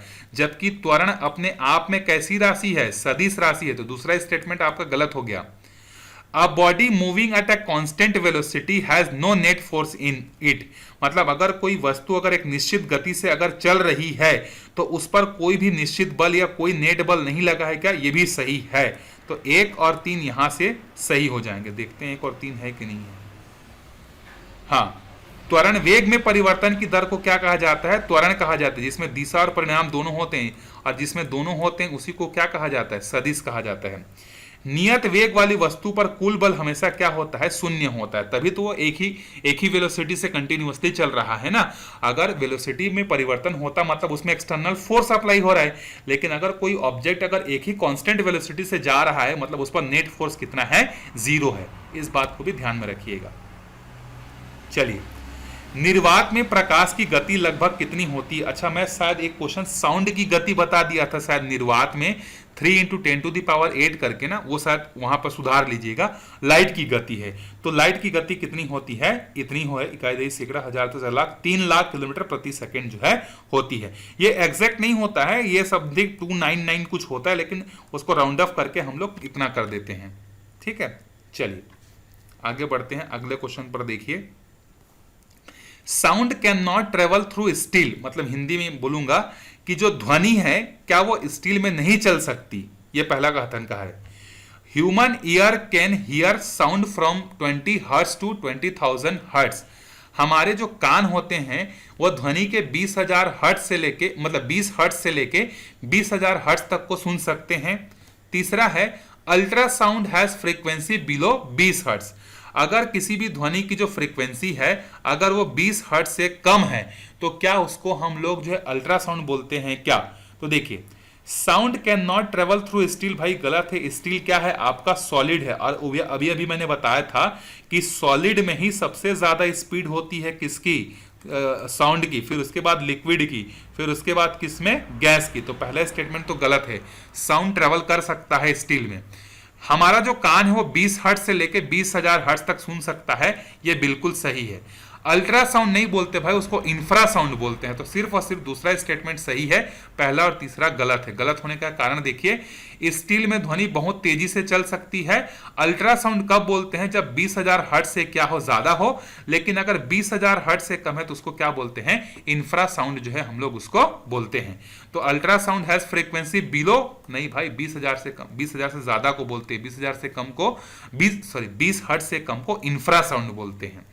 ठीक है, चलिए, पृथ्वी के किस बिंदु पर गुरुत्वाकर्षण नहीं होता है? तो याद रखिएगा, पृथ्वी के केंद्र पर अगर हम लोग किसी तरीके से अगर पहुंच सकते हैं तो वहां पर ग्रेविटी की वैल्यू कितनी होती है? 0 जो है होती है। ठीक है, एक प्रतिध्वनि 2 सेकेंड में लौटती है। यदि ध्वनि की गति 342 मीटर पर सेकेंड है तो स्रोत से प्रतिबिंब की दूरी ज्ञात कीजिए। तो देखिए यहां पर सिंपल सा ये आपको ध्वनि के गति दिया है, तो स्पीड इज इक्वल टू क्या होता है? डिस्टेंस अपॉन में टाइम। तो ध्वनि का जो स्पीड है वो कितना है? 342 है। डिस्टेंस हमें नहीं पता है, लेकिन 2 सेकंड में हमारा आवाज लौट कर वापिस आ जा रहा है। जैसे आप हिल स्टेशन कभी कभी गए होंगे ना, तो वहां सुने होंगे आवाज चिल्लाते हैं हे करके, तो आवाज वापिस से क्या होता है? रिटर्न होता है कि नहीं? ठीक है, तो वही चीज बोल रहा है। तो यहां से 2 सेकंड में वापिस आ गया, तो यहां से डिस्टेंस कितना है? इसको मल्टीप्लाई कर लो, 2 दूने 4, 4 दूने 8, 3 दूने 6, तो 684 मीटर है। ठीक है, चलिए आगे बढ़ते हैं। देखिए अगले क्वेश्चन पर, निम्नलिखित में से कौन सा धारा के तापीय प्रभाव पर आधारित नहीं है? धारा के तापीय प्रभाव मतलब ये बोल रहा है कि आपका हीट पर आधारित नहीं है, थर्मल हीट पर। ठीक है, तो विद्युत उष्मक, विद्युत उष्मक मतलब होता है इलेक्ट्रिक हीटर। तो इलेक्ट्रिक हीटर तो करंट पर ही चलता है ना भाई, वही तो एनर्जी को हीट के फॉर्म में कन्वर्ट करता है, तो पहले तो हो नहीं सकता। विद्युत बल्ब फिलामेंट वाला, वो भी तो उसी फिलोसॉफी पर काम करता है। जो टंगस्टन होता है वो हीट होता है, और हीट होने के कारण लाइट प्रोड्यूस करता है, तो दूसरा भी नहीं है। विद्युत इस्त्री मतलब आयरन, जो कपड़ा प्रेस करने का होता है, वो भी क्या होता है? उसी पर काम करता है, वो भी तो हीट होता है, हीट होने के बाद कपड़े को प्रेस करता है ना। तो तीनों नहीं है। माइक्रोवेव जो होता है ये आपका थर्मल इफेक्ट पर काम नहीं करता है, तो डी इसका सही आंसर हो जाएगा। ठीक है, चलिए अब आगे देखते हैं। एक एंगस्ट्रॉम का मान खाली स्थान होता है, माइक्रोन में पूछा है, ध्यान रखिएगा, मीटर में नहीं पूछा है। तो अगर एक एंगस्ट्रॉम की अगर हम लोग बात करें तो एक एंगस्ट्रॉम होता है 10⁻⁻⁴ माइक्रोन होता है। इसको याद रखिए, माइक्रोन में पूछा है। ठीक है, तो ए इसका सही उत्तर हो जाएगा। अब यहां पर कंफ्यूजन क्या होता है, देखिए मीटर में और माइक्रोन में। तो एक एंगस्ट्रॉम जो होता है ये 10 की घात में -10 मीटर होता है एंगस्ट्रॉम। लेकिन अगर माइक्रोन में बात किया जाए तो 10⁻⁻⁴ माइक्रोन जो है होता है, क्योंकि माइक्रोन का मतलब ही 10⁻⁻6 होता है। तो 10⁻⁻4 इंटू 10⁻⁻6 करेंगे तो अल्टीमेटली क्या हो जाएगा? 10⁻⁻10 मीटर हो जाएगा ना। तो इसीलिए यहां पर वो घुमा के दे दिया है। ठीक है, चलिए, चुंबकीय बल की दिशा ज्ञात करने हेतु किसका उपयोग होता है? तो फ्लेमिंग के लेफ्ट हैंड का रूल का जो है यूज होता है। अगला क्वेश्चन है, देखिए हमारे पास असर्शन है, कथन है, विद्युत बल एक प्रतिकर्षी बल हो सकता है। ठीक है, ये पूछा, ये पहला स्टेटमेंट है। इसका कारण दिया गया है, देखिए समध्रुवीय चार्ज एक दूसरे को आकर्षित करते हैं। तो देखिए जो विद्युत बल है एक प्रतिकर्षी बल भी हो सकता है। कब हो सकता है? जब समान आवेश हो, सेम चार्जेस हो। जैसे पॉजिटिव पॉजिटिव है तो वहां पर प्रतिकर्षी बल हो सकता है, नेगेटिव नेगेटिव है तो भी प्रतिकर्षी बल हो सकता है। तो पहला स्टेटमेंट आपका जो कथन दिया है वो बिल्कुल सही है। उसके बाद है समध्रुवीय चार्ज एक दूसरे को आकर्षित करते हैं। सेम टाइप के चार्जेस एक दूसरे को आकर्षित नहीं करते, वो एक दूसरे को रिपल करते हैं, प्रतिकर्षित करते हैं। पॉजिटिव पॉजिटिव एक दूसरे को दूर भेजते हैं, नेगेटिव नेगेटिव एक दूसरे को दूर भेजते हैं। तो रीजन आपका गलत है, तो इसका सही आंसर क्या हो जाएगा? ए हो जाएगा। असर्शन आपका सही है लेकिन रीजन आपका क्या है? गलत है। अगला क्वेश्चन है, देखिए फिर से असर्शन रीजन वाला क्वेश्चन है। तो असर्शन या कथन है हमारे पास, लेंस प्रकाश को मोड़ सकता है। रीजन है लेंस अपवर्तन करते हैं। बिल्कुल सही है भाई। जो लेंस होता है वो लाइट के डायरेक्शन को क्या कर सकते हैं? चेंज कर सकते हैं। जैसे मान लेते हैं ये हमारे पास एक क्या है? कॉन्केव लेंस है। यहाँ से एक लाइट रेज ऐसा आया तो ये लाइट रेज हो सकता है कि यहाँ से जाने के बाद ऐसा बेंड भी तो हो सकता है ना। तो बिल्कुल सही स्टेटमेंट है। या अगर नीचे से ऐसा कोई लाइट रे आ रहा है तो ये इसको भी यहाँ पर ऐसा बेंड कर सकता है। कन्वर्जिंग और डाइवर्जिंग लेंस किस टाइप का लेंस उस पर डिपेंड करता है। ठीक, तो पहला स्टेटमेंट सही है। और सेकंड रीजन भी जो दिया है ये भी इसका सही कारण है, अपवर्तन करते हैं, क्योंकि अपवर्तन के कारण ही तो यहाँ पर लाइट क्या होता है, बेंड होता है। तो कथन और कारण दोनों सही है और ये उसका सही ढंग से क्या कर रहा है, स्पष्टीकरण भी जो है कर रहा है।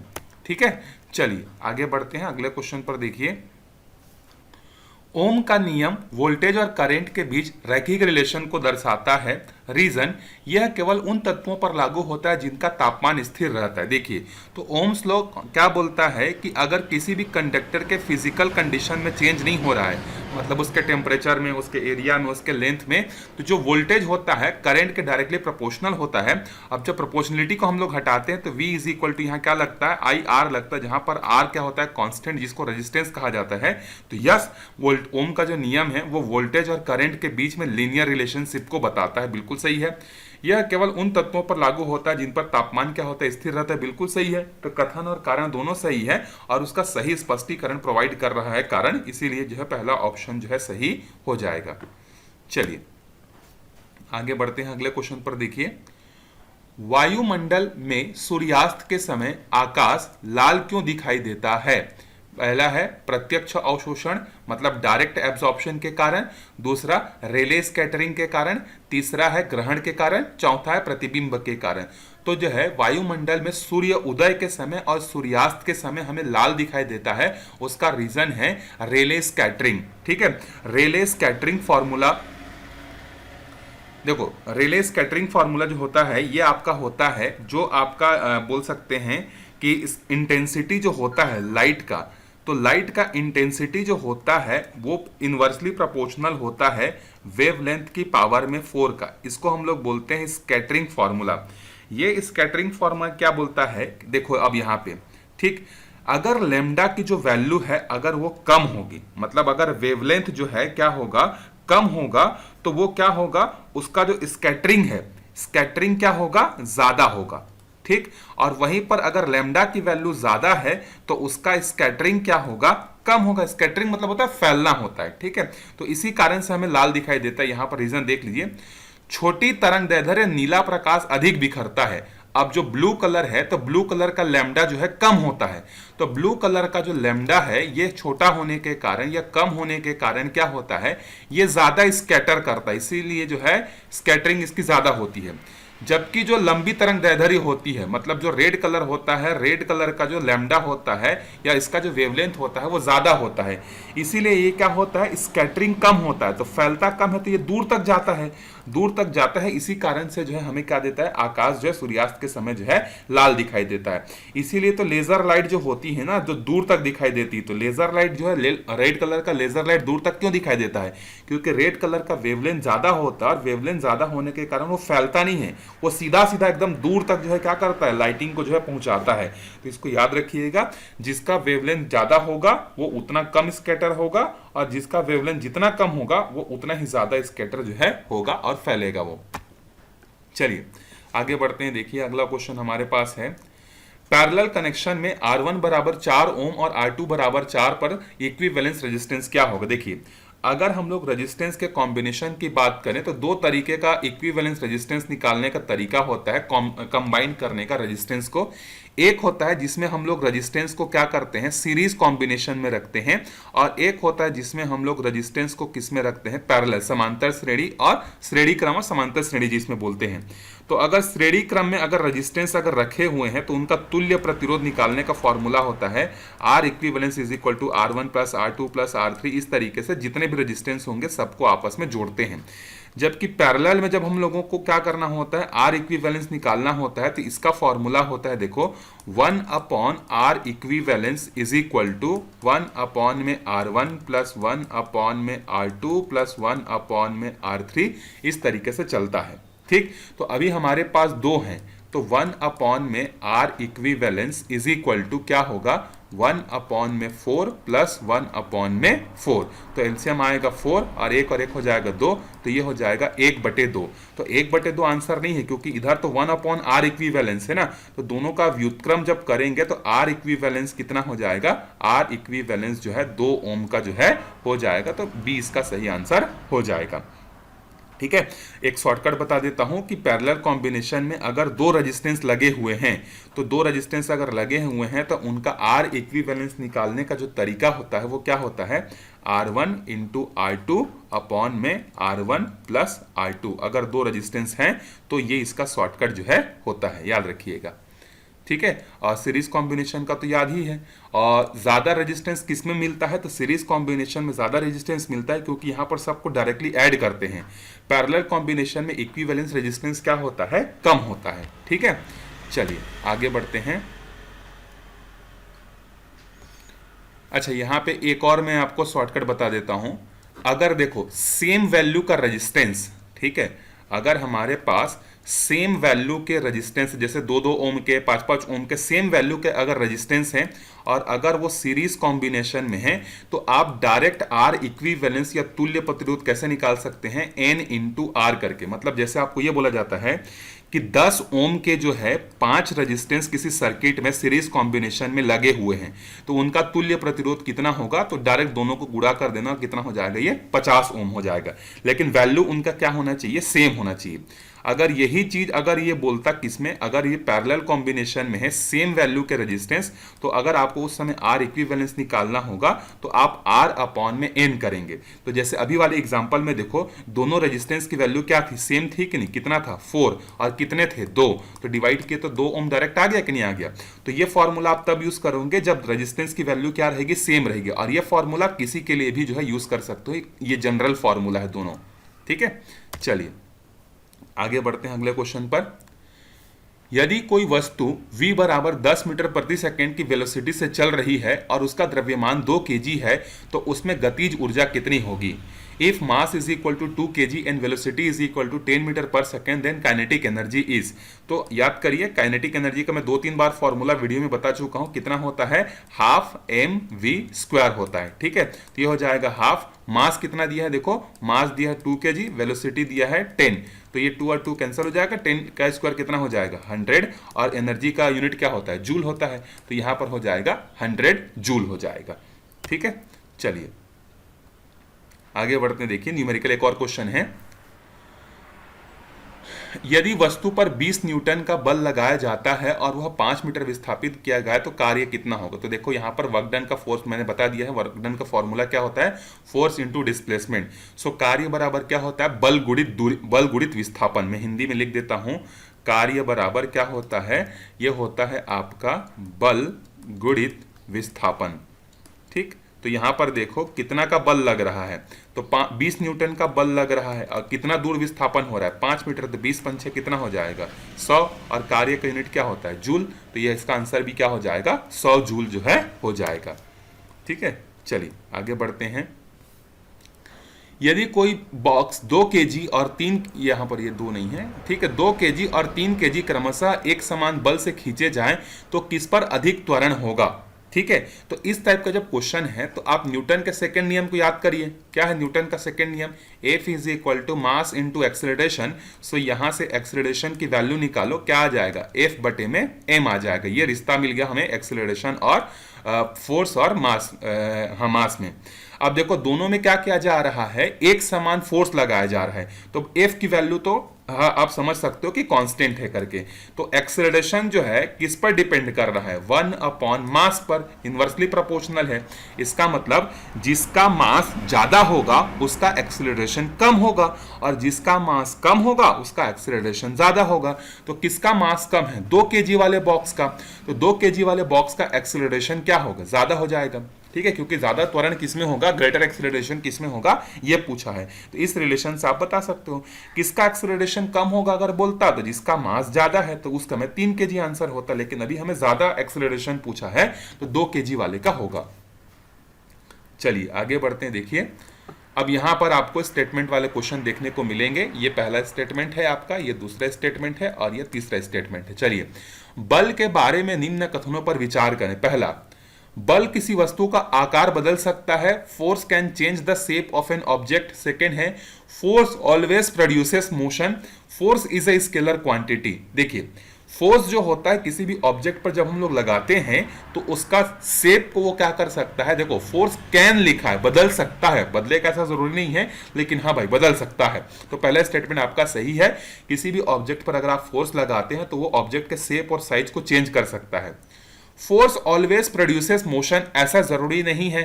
आप दीवार में धक्का लगा कर देखो, फोर्स लगा कर देखो, दीवार मूव करेगा क्या? नहीं। तो जरूरी नहीं है कि जब भी हम लोग किसी भी ऑब्जेक्ट में फोर्स लगाते हैं तो उसमें मोशन होगा ही, ऐसा कोई जरूरी नहीं है। तो दूसरा स्टेटमेंट आपका गलत हो जाएगा।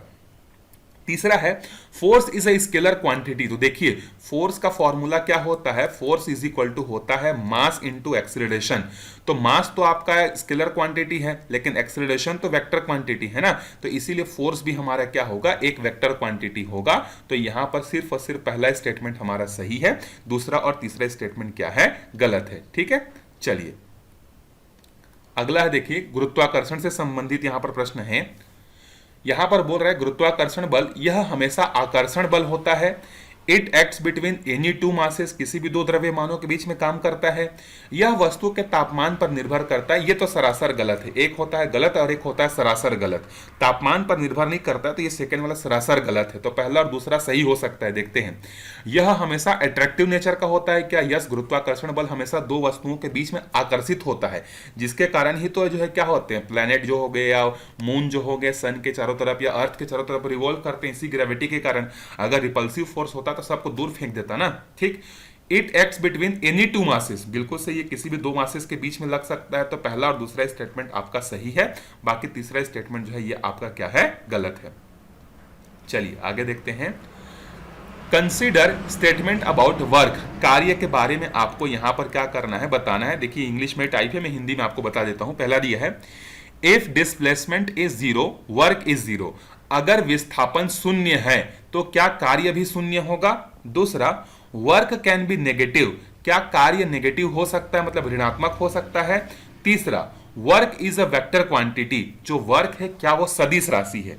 तो देखिए अगर विस्थापन जीरो है तो वर्क डन भी क्या होगा, जीरो होगा, क्योंकि वर्क डन का फॉर्मूला ही होता है फोर्स इनटू डिस्प्लेसमेंट। तो अगर आप डी की वैल्यू को जीरो कर देते हैं तो वर्क डन भी क्या होगा, फोर्स के साथ मल्टीप्लाई होकर क्या हो जाएगा, जीरो हो जाएगा। तो पहला स्टेटमेंट आपका सही है। Work can be negative, yes work can be negative, positive, even zero भी हो सकता है।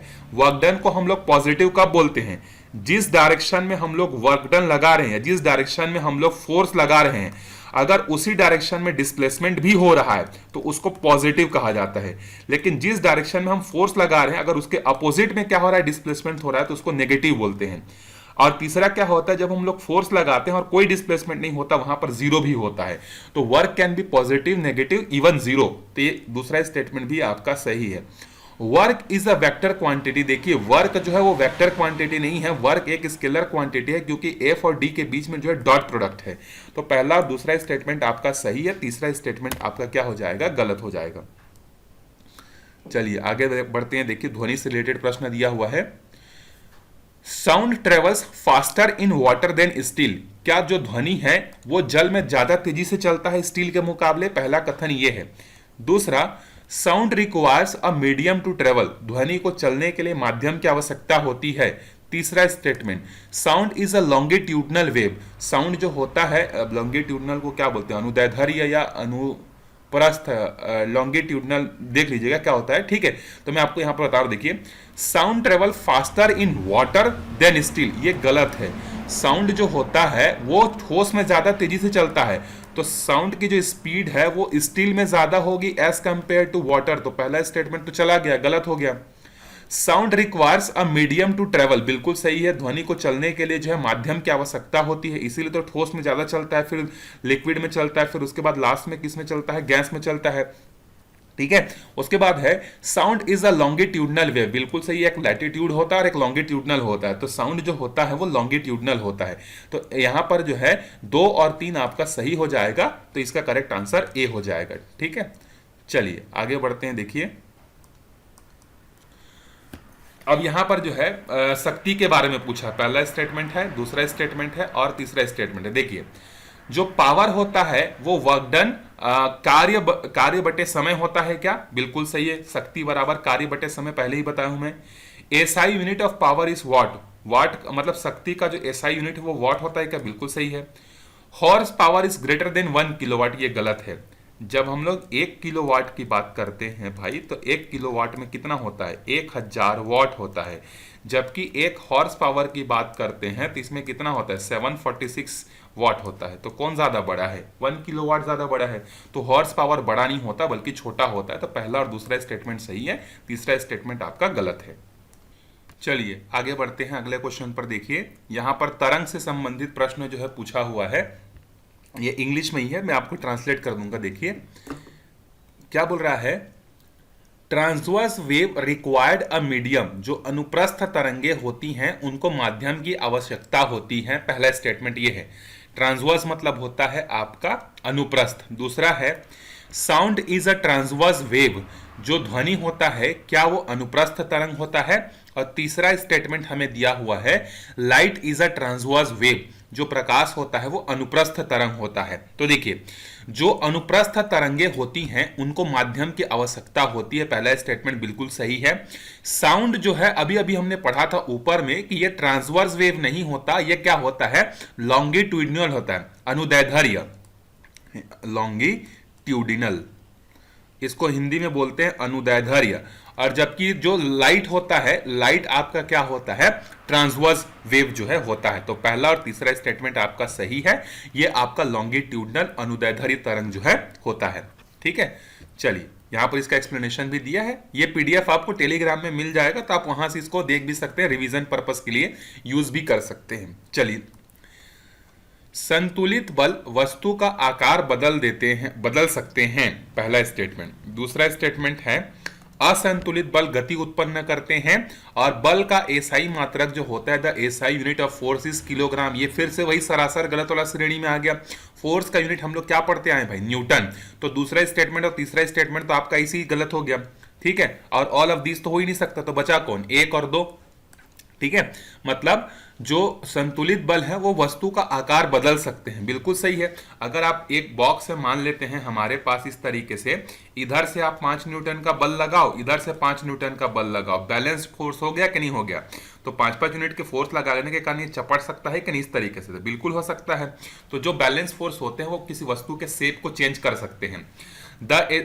असंतुलित बल गति उत्पन्न करते हैं। असंतुलित बल मतलब एक साइड ज्यादा फोर्स लगेगा, दूसरे साइड कम फोर्स लगेगा। जैसे इधर से 10 न्यूटन का फोर्स लगा रहे हैं, इधर से जो है 6 न्यूटन का फोर्स लगा रहे हैं, तो दोनों अनबैलेंस्ड फोर्स हैं। तो ये जो ऑब्जेक्ट है ये इस डायरेक्शन में मूव करना चालू करेगा। तो दूसरा स्टेटमेंट भी आपका बिल्कुल सही है। तो 1 और 2 सही है। एसआई यूनिट ऑफ फोर्स जो होता है वो हमारा न्यूटन होता है, इस चीज का ध्यान रखिएगा। चलिए अब देखिए, वर्क डन मतलब जो कार्य है ये अधिकतम कब होगा? Maximum when the force is, मतलब कार्य का मान अधिकतम कब होगा? जब बल क्या होगा? पहला दिया है देखो, परपेंडिकुलर टू द डिस्प्लेसमेंट, मतलब विस्थापन के लंबवत होगा। दूसरा, no force is applied for work is 0, अगर बल नहीं लगता है। ये सही है कि नहीं गलत अभी नहीं बता रहा हूं मैं, ठीक है इसमें। चलिए दूसरा है, यदि बल का मान 0 है या बल नहीं लगता है, इसका मतलब है कि वहां पर कार्य क्या है? 0 है, बिल्कुल सही है। Positive work done is when force and displacement are in the same direction. हम लोग क्या बोलते हैं? धनात्मक कार्य कब बोलते हैं? जब बल और विस्थापन की दिशा एक जैसे ही हो। देखिए वर्क डन का फॉर्मूला याद रखिएगा, ये होता है F इंटू डी। बस हम लोग इतना पढ़ते हैं, लेकिन इसके आगे एक और होता है जिसको बोलते हैं FD cos थीटा। तो अगर परपेंडिकुलर हो गया, मतलब जिधर बल लग रहा है और जिधर विस्थापन हो रहा है, ये दोनों परपेंडिकुलर हो गए। परपेंडिकुलर मतलब 90 डिग्री। तो 90 डिग्री जब हो गया तो थीटा की जगह जब हम लोग यहां पर 90 डिग्री रखेंगे तो F इंटू डी cos 90, और cos 90 की जो वैल्यू होती है वो होती है 0। तो वर्क डन कितना हो जाएगा? 0 हो जाएगा। तो यहां पर जो है वर्क डन का मान अधिकतम नहीं होगा, वर्क डन का मान क्या हो जाएगा? उस समय न्यूनतम हो जाएगा। तो पहला स्टेटमेंट आपका गलत है कि अगर बल और विस्थापन एक दूसरे के अगर लंबवत हैं तो उस समय जो वर्क डन होगा वो मिनिमम होगा। तो मैक्सिमम कब होगा? जब आपका थीटा का वैल्यू कितना हो जाएगा? 0 हो जाएगा। ठीक है, मतलब जब फोर्स और डिस्प्लेसमेंट अगर ये दोनों के बीच में 0 डिग्री का एंगल बन रहा है तो उस केस में हो जाएगा एफ डी कॉस जीरो, और कॉस जीरो की वैल्यू होती है 1। तो इसीलिए वर्क डन का फॉर्मूला फोर्स इंटू डिस्प्लेसमेंट ये मैक्सिमम होता है। तो वर्क डन का मान अधिकतम कब होता है? जब वो दोनों एक दूसरे के क्या होते हैं, समांतर होते हैं, ठीक है। और न्यूनतम कब होता है? जब दोनों के बीच में लंबवत कोण बनता है। तो पहला स्टेटमेंट गलत हो गया। इफ नो फोर्स, अब इस फॉर्मूले में देखो, वर्क डन के फॉर्मूले में अगर एफ की वैल्यू को जीरो कर देते हैं तो जीरो इंटू पूरा चीज मल्टीप्लाई होकर क्या हो जाएगा, जीरो ही तो हो जाएगा। तो वर्क डन हमारा जीरो हो जाएगा। दूसरा स्टेटमेंट भी सही है। Positive work done is when the force and displacement are in the same direction. मैंने अभी बताया था कि जिस डायरेक्शन में हम लोग बल लगाते हैं अगर उसी डायरेक्शन में विस्थापन होता है तो उसको पॉजिटिव वर्क बोलते हैं। तो फोर्स और डिस्प्लेसमेंट एक ही डायरेक्शन में है तो पॉजिटिव है। लेकिन अगर फोर्स इस डायरेक्शन में लग रहा है और डिस्प्लेसमेंट इधर हो रहा है तो इसको बोलते हैं नेगेटिव। और अगर किसी भी डायरेक्शन में फोर्स लग रहा है लेकिन डिस्प्लेसमेंट की जो वैल्यू है वो जीरो है, डिस्प्लेसमेंट हो ही नहीं रहा है, उस समय में वर्क डन जीरो होता है। तो वर्क डन पॉजिटिव, नेगेटिव और जीरो हो सकता है। तो यहां पर इसका सही आंसर क्या हो जाएगा? स्टेटमेंट 2 जो है इसका सही आंसर हो जाएगा। चलिए अब देखिए गुरुत्वाकर्षण बल, फिर से यहां पर पहला दिया हुआ है और ये दूसरा दिया हुआ है और ये तीसरा है, ठीक है। चलिए, gravitational force is stronger than electromagnetic force, मतलब ये बोलना चाह रहा है कि क्या गुरुत्वाकर्षण बल का मान जो होता है इलेक्ट्रोमैग्नेटिक बल की तुलना में जो है क्या होता है, ज्यादा होता है, पहला स्टेटमेंट। दूसरा, earth gravity is same at all location, पृथ्वी का जो गुरुत्वाकर्षण है क्या ये सभी जगह पर एक जैसा होता है। तीसरा है, वेट इज अ फोर्स, जो भार होता है क्या वो एक तरीके का बल है। देखिए पहला स्टेटमेंट आपका गलत है। जो ग्रेविटेशनल फोर्स होता है वो इलेक्ट्रोमैग्नेटिक फोर्स से जो है क्या होता है, कमजोर होता है, ठीक है। तो पहला स्टेटमेंट आपका गलत हो जाएगा, स्ट्रॉन्गर नहीं होगा, वीकर होगा। अर्थ gravity is same at all location, गलत है भाई, हर जगह पर ग्रेविटी सेम नहीं होता। आप जो है पोल्स पर पहुंच जाओ आपको कम मिलेगा ग्रेविटी, ठीक है। अगर अर्थ के सेंटर पर है तो पूरा जीरो हो जाता है, इक्वेटर पर ज्यादा होता है, ठीक है। तो हर जगह पे जो है जी की वैल्यू सेम नहीं होती है। और जो वेट होता है, वेट इज इक्वल टू, याद करिए क्या होता है, मास इंटू ग्रेविटी होता है। तो यस डेफिनेटली अगर हम लोग इसको बोले, W को अगर F बोले, ये मास और एक्सेलरेशन को A बोलने, तो ये देखो एक तरीके का बल ही है कि नहीं है। तो यस वेट हमारा क्या है, एक बल है। तो यहां पर तीसरा ऑप्शन आपका सही हो जाएगा, 2 और 3 गलत हो जाएंगे। तो वेट को हमेशा याद रखिएगा, जो वेट होता है वो एक तरीके का जो है बल होता है। चलिए आगे बढ़ते हैं। देखिए अब यहां पर ध्वनि के बारे में दिया है, echo can be heard if the minimum distance is 17 metre, मतलब किसी की भी आवाज को आप सब सुन सकते हैं जब आप उससे कम से कम 17 मीटर की दूरी पर हैं। तो अगर आप 17 मीटर की दूरी पर हैं तो आप किसी के आवाज को सुन सकते हैं। ये पहला स्टेटमेंट बिल्कुल करेक्ट है आपका। दूसरा है, sound travel faster in air than water, ये स्टेटमेंट आपका गलत है। ये क्वेश्चन बार बार रिपीट हुआ है। देखो सबसे ज्यादा साउंड की स्पीड होती है सॉलिड में, फिर होती है दूसरे नंबर पे लिक्विड में और फिर होती है गैस में। तो यहां तो उल्टा बोल रहा है, एयर में कैसे फास्ट चलेगा, वाटर में फास्ट चलेगा फिर एयर में आएगा। दूसरा स्टेटमेंट गलत है। तीसरा है, sound wave are electromagnetic wave, sound wave जो होते हैं इलेक्ट्रोमैग्नेटिक वेव नहीं होते भाई, ये क्या होते हैं, मैकेनिकल होते हैं, यांत्रिक तरंगे होती हैं। तो यहां पर आपका पहला स्टेटमेंट ही सही है, बाकी दूसरा और तीसरा स्टेटमेंट आपका क्या है, गलत है। यहां पर आप रीजन देख सकते हैं, गूंज सुनने के लिए ध्वनि स्रोत और परावर्तक के बीच कम से कम 17 मीटर की दूरी होनी चाहिए। कोई भी आवाज जहां से निकल रहा है सोर्स, वो जो है अगर आप उससे 17 मीटर की दूरी पर है तो आप उसको क्या कर सकते हैं, सुन सकते हैं। पानी में जो है ध्वनि की गति क्या होगी, ज्यादा होगी एयर के तुलना में। और तीसरा स्टेटमेंट क्या है, ध्वनि जो होता है मैकेनिकल होता है, ना कि विद्युत चुंबकीय होता है, ठीक है। चलिए देखिए पहला स्टेटमेंट और ये दूसरा स्टेटमेंट और ये तीसरा स्टेटमेंट, ठीक है। A more powerful engine does more work in less time, मतलब ये बोल रहा है कि अगर आपके पास ज्यादा पावरफुल मशीन है तो वो ज्यादा पावरफुल मशीन जो है ज्यादा काम कर सकता है कम समय में। बिल्कुल सही बात है। मतलब देखिए अगर आपके पास जो है एक जो है 100 सीसी का गाड़ी है, मान लेते हैं मोटरसाइकिल है 100 सीसी का, और एक के पास है 350 सीसी का, वो पेट्रोल कितना कंजम्पशन करता उससे मतलब नहीं है, लेकिन अगर दोनों को रेस में दौड़ाएंगे तो 350 सीसी वाला जो है क्या करेगा, ज्यादा तेज भागेगा, ज्यादा जल्दी से रेस को पूरा करेगा। क्यों? क्योंकि उसका वर्क डन करने की कैपेसिटी क्या है, ज्यादा है। तो हाँ भाई बिल्कुल सही स्टेटमेंट है। जिस इंजन की पावर जितनी ज्यादा होती है वो उतना ही कम समय में जो है क्या कर सकता है, ज्यादा काम कर सकता है। ऑब्वियस ही बात है भाई, इसको आप अपने डेली लाइफ में भी देख सकते हो। छोटा बच्चा और 30 साल के बच्चे को अगर काम करने बोला जाएगा तो 30 साल का जो आदमी आदमी है वो ज्यादा अच्छे से काम कर पाएगा, क्योंकि उसके पास ज्यादा पावर है, और छोटे बच्चे के पास पावर कम है, तो सेम काम को करने के लिए छोटा बच्चा ज्यादा समय लगाएगा और बड़ा जो आदमी हो कम समय लगाएगा। ठीक, उसके बाद सेकेंड है power is the rate of doing work. जो शक्ति होता है क्या कार्य करने की दर होता है, वही तो इसका परिभाषा है भाई, कार्य करने की दर को शक्ति कहते हैं, तो दूसरा स्टेटमेंट सही है। The unit of power is joule, बिल्कुल सही है। वर्क डन और पावर का यूनिट क्या होता है, जूल होता है, तो यहां पर 2 और 3 इसका सही आंसर हो जाएगा। ठीक है, चलिए आगे बढ़ते, देखिए तरंगों से संबंधित है। पहला दिया है light can travel through a vacuum, जो लाइट होता है वो वैक्यूम या निर्वात में चल सकता है क्या। दूसरा है mechanical wave can travel through vacuum, जो मैकेनिकल वेव होते हैं, जो यांत्रिक तरंगे होती हैं जैसे ध्वनि तरंगे निर्वात में चल सकती हैं क्या। तीसरा है water waves are transverse wave, तो देखिए जो प्रकाश है वो क्या कर सकता है, निर्वात में चल सकता है। ठीक है, निर्वात में ही इसकी चाल अधिकतम होती है 3 × 10⁸। पहले में वाले स्टार्टिंग के वीडियो में साथ में ध्वनि का इतना स्पीड बता दिया था, उसको करेक्ट कर लीजिएगा, ये इसका स्पीड है। यांत्रिक तरंगे जो होती हैं वे वैक्यूम में नहीं चल सकती। वैक्यूम में जो है स्पेस में आप आवाज करेंगे तो सुनाई नहीं देगा, क्योंकि वहां पर वैक्यूम है। ठीक है, तो यांत्रिक तरंगों के लिए जो है वैक्यूम में जो है आवाज वहां पर नहीं हो सकता। वाटर वेव्स जो होते हैं, बिल्कुल सही है कि ये कौन से तरंगे होती हैं, ट्रांसवर्स वेव होती हैं। वाटर हो गया, लाइट हो गया, ये ट्रांसवर्स वेव होती हैं। तो 1 और 3 यहां पर सही है, आपका दूसरा स्टेटमेंट आपका गलत है, क्योंकि वैक्यूम में ट्रेवल नहीं कर सकते वो। आप चाहे तो यहां पर इसका एक्सप्लेनेशन भी देख सकते हैं। प्रकाश निर्वात में चल सकता है, यांत्रिक तरंगों को माध्यम चाहिए, जल तरंगे अनुप्रस्थ तरंगे होती हैं। चलिए आगे बढ़ते हैं, देखिए अगले क्वेश्चन पर।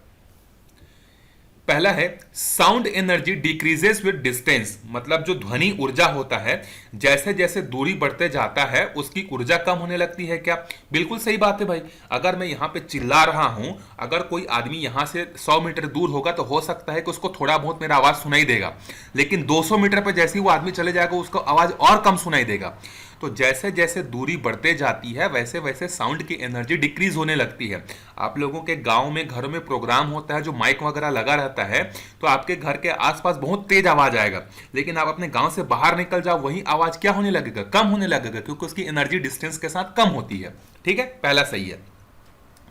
फ्रीक्वेंसी डिटरमाइंस पिच, अब यहां पर फ्रीक्वेंसी मतलब होता है आवृत्ति, और पिच मतलब होता है जैसे किसी का पिच कम होता है किसी का पिच ज्यादा होता है, बोलते हैं ना। पिच का हिंदी में क्या होता है, देखते हैं नीचे दिया होगा तो। Speed of sound increases with temperature, temperature में जो है, अब एक पहला स्टेटमेंट तो सही है, देखिए यहां पर मैं यहां बता देता हूं। तीखी आवाज, आवाज नहीं होता, पिच का मतलब कुछ और होता है शुद्ध हिंदी में। चलिए देखिए, दूरी बढ़ने पर ध्वनि की ऊर्जा कम होती है, पहला स्टेटमेंट बिल्कुल सही है।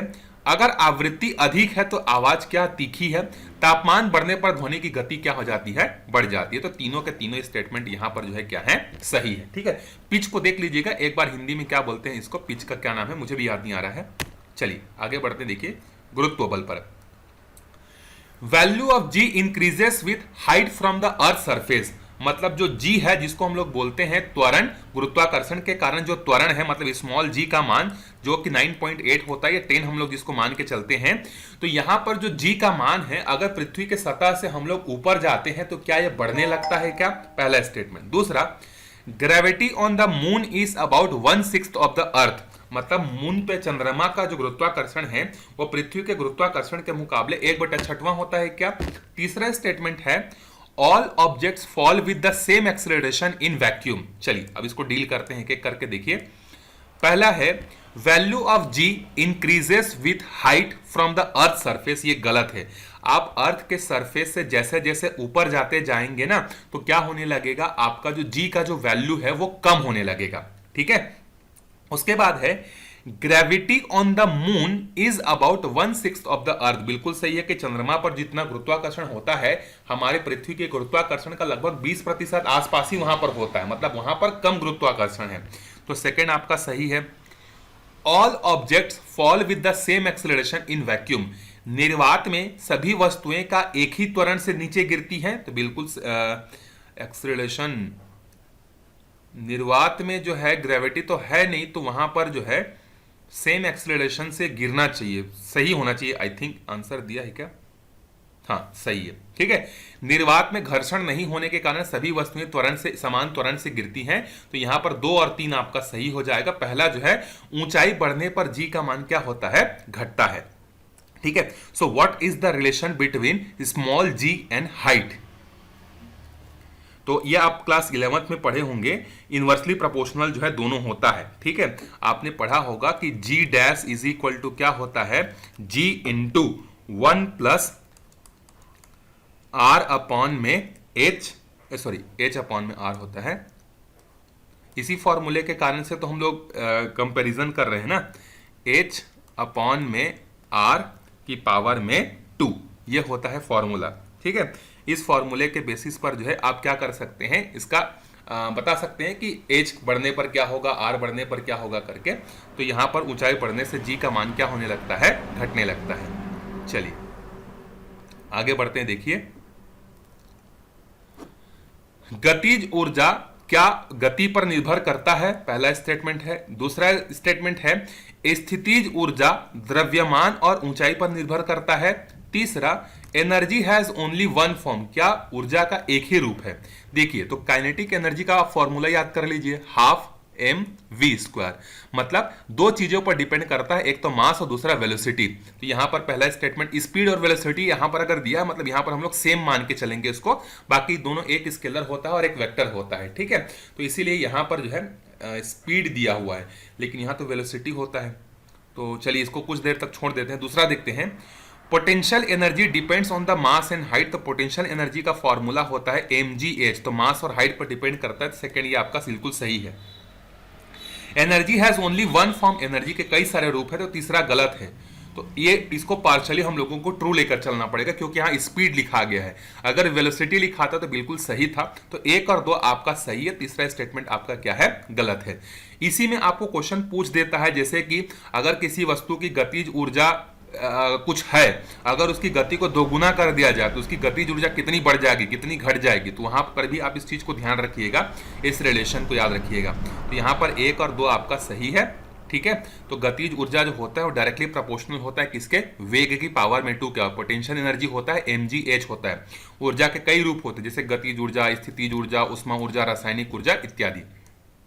चलिए आगे बढ़ते हैं अगले क्वेश्चन पर। देखिए light travel slower in water than air, फिर से वही घुमा के क्वेश्चन पूछा है, गलत है भाई। एयर में जो है क्या होगा, वाटर में जो है ज्यादा फास्ट चलेगा, एयर में कम चलेगा। Red light reflects more than blue light. Dispersion occurs because different colours bends by the different amount. Dispersion जो होता है वो किस लिए होता है, जैसे प्रिज्म से कोई लाइट गुजरती है ना, डिस्पर्स हो जाता है। तो डिस्पर्स होने का कारण क्या होता है, डिस्पर्स होने का कारण है यहां पर कलर्स का बेंड हो जाना अलग अलग अमाउंट में। तो यहां पर तो ऑप्शन गलत है, क्योंकि एक जो है ये तो गलत है। लाइट ट्रेवल्स, अच्छा लाइट दिया है भाई, साउंड नहीं दिया है, सॉरी। ठीक। चलिए देखते हैं। Light travel slower in water than air, ये स्टेटमेंट सही। मैं साउंड को लेकर सोच रहा था, इसीलिए ये हो गया, ठीक है। चलिए तीसरा स्टेटमेंट भी आपका सही है। डिस्पर्शन क्यों होता है, क्योंकि सबकी जो लाइटें होती हैं वो अलग अलग बेंड होती हैं। तो 1 और 3 आपका सही है, दूसरा स्टेटमेंट आपका गलत होना चाहिए। Red light reflects more then the blue light, red light ज्यादा रिफ्लेक्ट कहां करता है यार, गलत है। हाँ, नीली रोशनी अधिक मोड़ती है, लाल कम मोड़ती है, तो दूसरा गलत है आपका, ठीक है। रेड जो है कम होता है और ब्लू ज्यादा होता है। चलिए आगे बढ़ते हैं। देखिए अगला क्वेश्चन है हमारे पास, हायर फ्रीक्वेंसी मतलब अधिक आवृत्ति बराबर लोअर वेवलेंथ मतलब कम तरंगदैर्ध्य, इफ स्पीड इज कांस्टेंट। दूसरा frequency of a wave changes with the medium, speed of wave is equal to frequency into wavelength. तो देखिए यहां पर पहले तो इनके बीच में क्या रिश्ता होता है, यहां पर देख लीजिएगा। जो फ्रीक्वेंसी होता है वो इनवर्सली प्रोपोर्शनल होता है 1/λ के। ये फोर्स नहीं है ना, ये फ्रीक्वेंसी वाला स्मॉल f है। तो देखिए इसी रिलेशन से आप पहले वाले को सेटिस्फाई कर सकते हैं कि अगर जो है फ्रीक्वेंसी ज्यादा है तो वेवलेंथ क्या होगा, कम होगा। बिल्कुल सही है, क्योंकि यहां पर इन दोनों के बीच में जो रिश्ता है वो इनवर्सली प्रोपोर्शनल का है। Frequency of a wave changes with the medium, yes medium के हिसाब से फ्रीक्वेंसी क्या होगा, चेंज होगा। नहीं, आवृत्ति माध्यम बदलने से नहीं बदलती, तरंगदैर्ध्य और वेग बदलते हैं, सॉरी। फ्रीक्वेंसी चेंज नहीं होता मीडियम से, कौन कौन चेंज होते हैं, आपका स्पीड होता है और वेवलेंथ होता है, फ्रीक्वेंसी चेंज नहीं होता। Speed of wave is equal to frequency into wavelength, ये फॉर्मूला आपका सही है। Speed of wave is equal to frequency into क्या होता है, वेवलेंथ होता है। तो पहला और तीसरा आपका सही है, दूसरा गलत है, ठीक है। याद रखिएगा, मेरे से भी ये मिस्टेक हो गया था। फ्रीक्वेंसी नहीं बदलता, कौन बदलता है, वेवलेंथ बदलता है और स्पीड बदलती है, ठीक है। इस चीज को ध्यान रखिएगा। चलिए आगे बढ़ते हैं अगले क्वेश्चन पर। देखिए, work and machine, simple machine multiply energy, मतलब जो सामान्य मशीन होता है क्या एनर्जी का गुणक होता है। मैकेनिकल एडवांटेज मतलब यांत्रिक लाभ बराबर भार बटे एफर्ट होता है क्या। नो मशीन इज 100% एफिशिएंट, तो तीसरा स्टेटमेंट तो आपका बिल्कुल सही है कि कोई भी मशीन जो होता है, चाहे सिलाई का मशीन हो, चाहे स्टीम इंजन हो, चाहे रेलवे का मशीन हो, कुछ भी हो, वो 100% नहीं चलता है, 100% उसकी एफिशिएंसी नहीं होती। तो तीसरा स्टेटमेंट बिल्कुल सही है। मैकेनिकल एडवांटेज मतलब यांत्रिक लाभ बराबर भार बटे एफर्ट होता है क्या, ये भी सही है आपका। सिंपल मशीन मल्टीप्लाई एनर्जी, ये भी सही होना चाहिए। मेरे ख्याल से तीनों स्टेटमेंट सही होना चाहिए। नहीं, मशीन ऊर्जा को नहीं बढ़ाती, केवल दिशा। हाँ यार, मशीन जो है, मशीन जो होता है वो एनर्जी को मल्टीप्लाई थोड़ी करता है यार। मशीन जो होता है, जो एनर्जी होता है उसके डायरेक्शन को चेंज करता है। जैसे अगर हम लोग पंखा चलाते हैं तो पंखा क्या करता है, इलेक्ट्रिकल एनर्जी को जो है क्या करता है, मतलब दूसरे मैकेनिकल एनर्जी में कन्वर्ट कर देता है। मैं भी क्या सोच रहा था यार, ये स्टेटमेंट गलत है। मशीन का काम एनर्जी को बढ़ाना या घटाना नहीं होता है, ठीक है। उसका काम होता है क्या, एनर्जी के डायरेक्शन और उसके फोर्स को क्या करना, अलग अलग रूपों में परिवर्तित करना, ठीक है। तो यहां पर 2 और 3 सही होगा, पहला स्टेटमेंट आपका गलत हो जाएगा, ठीक है। मेरे से भी गलती हो गया, मैं ही क्वेश्चन बनाया हूं, और ठीक है। चलिए तो देख लीजिए यहां पर आपका करेक्ट आंसर क्या होगा। मशीनें ऊर्जा को नहीं बढ़ाती, केवल दिशा या बल को रूपांतरित करती हैं। यह यांत्रिक लाभ का सूत्र है। यांत्रिक लाभ का फॉर्मूला ये होता है, याद रखिएगा, भार बटे एफर्ट या लोड बटे एफर्ट। सही ऊर्जा हानि के कारण कोई भी मशीन पूर्ण दक्ष नहीं हो सकती, लॉस होता है किसी न किसी रूप में, इसलिए कोई भी मशीन 100% एफिशिएंट नहीं हो सकता। चलिए, जो फैराडे है किसका इकाई होता है, तो जो फैराडे होता है वो कैपेसिटेंस का क्या होता है, आपका एसआई यूनिट जो है होता है, ठीक। चलिए आगे बढ़ते हैं। टॉर्क जो होता है, टॉर्क का जो है एसआई यूनिट क्या होता है, तो पहले देखिए, अगर आपको टॉर्क का फॉर्मूला पता है तो आप बता सकते हो। तो टॉर्क का फॉर्मूला क्या होता है, तो टॉर्क बराबर क्या होता है, देखिए,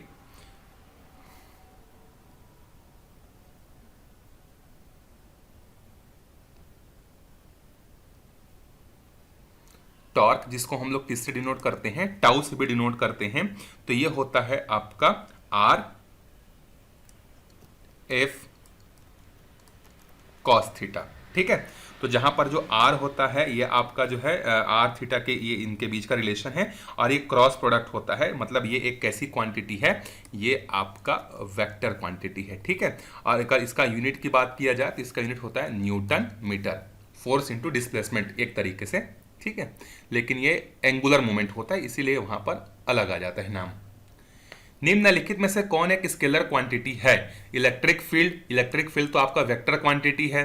एवरेज वेलोसिटी, पावर जो है ये आपका क्या है, ये जो है आपका पावर स्केलर क्वांटिटी है। मैग्नेटिक मोमेंटम आपका वेक्टर क्वांटिटी है। एवरेज वेलोसिटी जहां पर आ गया मतलब वो वेक्टर क्वांटिटी ही होगा। तो पावर जो है ये आपका एक स्केलर क्वांटिटी है। कौन सा प्रकाशीय फलाव सबसे कम विचलित होता है, मतलब which colour deviates least in the prism. ये क्वेश्चन जूनियर इंजीनियर के एग्जाम में भी आया था, याद करिएगा। रेड कलर जो होता है वो सबसे कम डेविएट होता है, ठीक है, बाकी जो है ज्यादा। अगला क्वेश्चन देखते हैं, चंद्रमा का गुरुत्वाकर्षण त्वरण कितना होता है लगभग। तो देखिए, हमें यह पता है कि चंद्रमा का जो ग्रेविटेशन है, gravitation of moon is 1/6 of gravitation of earth होता है। तो हमें पता है इसमें इसको स्मॉल जी लिखना चाहिए, कैपिटल जी मतलब तो कांस्टेंट हो जाएगा। So 1/6 of small g of earth, ये होगा रिलेशन इसके बीच में, ठीक है। तो देखिए, हमें अर्थ का ग्रेविटेशन मालूम है कितना होता है, 9.8 होता है, और इसको डिवाइड करेंगे 6 से, तो ये आएगा 1.63333 आएगा। तो नियर अबाउट कौन सा ऑप्शन सही हो जाएगा, 1.62 मीटर पर सेकेंड स्क्वायर जो है इसका आंसर हो जाएगा। चलिए आगे बढ़ते हैं अगले क्वेश्चन पर। देखिए, पृथ्वी का पलायन वेग है, तो पलायन वेग का मतलब यह होता है कि अगर किसी भी वस्तु को एक निश्चित अगर गति से हम लोग फेंकें तो वो पृथ्वी से बाहर चला जाएगा, वापस पृथ्वी पर नहीं आएगा, उसको कहा जाता है एस्केप वेलोसिटी, और वो होता है 11.2 किलोमीटर पर सेकेंड। याद रखिएगा, मीटर पर सेकेंड नहीं होता है, 11.2 किलोमीटर पर सेकेंड जो है होता है ये। पास्कल्स लॉ किसमें लागू होता है? तो ये हमने पहले भी किया है कि जो भी हाइड्रोलिक चीजें होती हैं वहां पर पास्कल का रूल जो है एप्लीकेबल जो है होता है, चाहे वो हाइड्रोलिक ब्रेक हो या हाइड्रोलिक उठाने का कोई काम हो, ठीक है। ट्रांसफार्मर निम्न में से क्या नहीं कर सकता है? तो ट्रांसफार्मर जो है वोल्टेज को बढ़ा सकता है, वोल्टेज को कम कर सकता है, करंट को भी कर सकता है, लेकिन वो पावर को कुछ नहीं कर सकता, ठीक है। Step up transformer, step down transformer आपने पढ़ा होगा, तो वोल्टेज को कम ज्यादा कर सकता है, करंट को भी कम ज्यादा कर सकता है, लेकिन पावर को बढ़ाने घटाने का काम उसका नहीं है, ठीक है। चलिए आगे बढ़ते हैं। देखिए, which among following is the best conductor of electricity? Electricity का सबसे अच्छा कंडक्टर कौन सा है? तो आंसर है सिल्वर जो है इलेक्ट्रिसिटी का सबसे बेस्ट कंडक्टर होता है, ठीक। एसआई यूनिट ऑफ फ्रीक्वेंसी, जो फ्रीक्वेंसी होती है उसका एसआई यूनिट होता है क्या? हर्ट्ज। न्यूटन किसका होता है? फोर्स का। वॉट किसका होता है? पावर का। फैराडे किसका होता है? कैपेसिटेंस का। चलिए आगे बढ़ते हैं अगले क्वेश्चन पर। देखिए,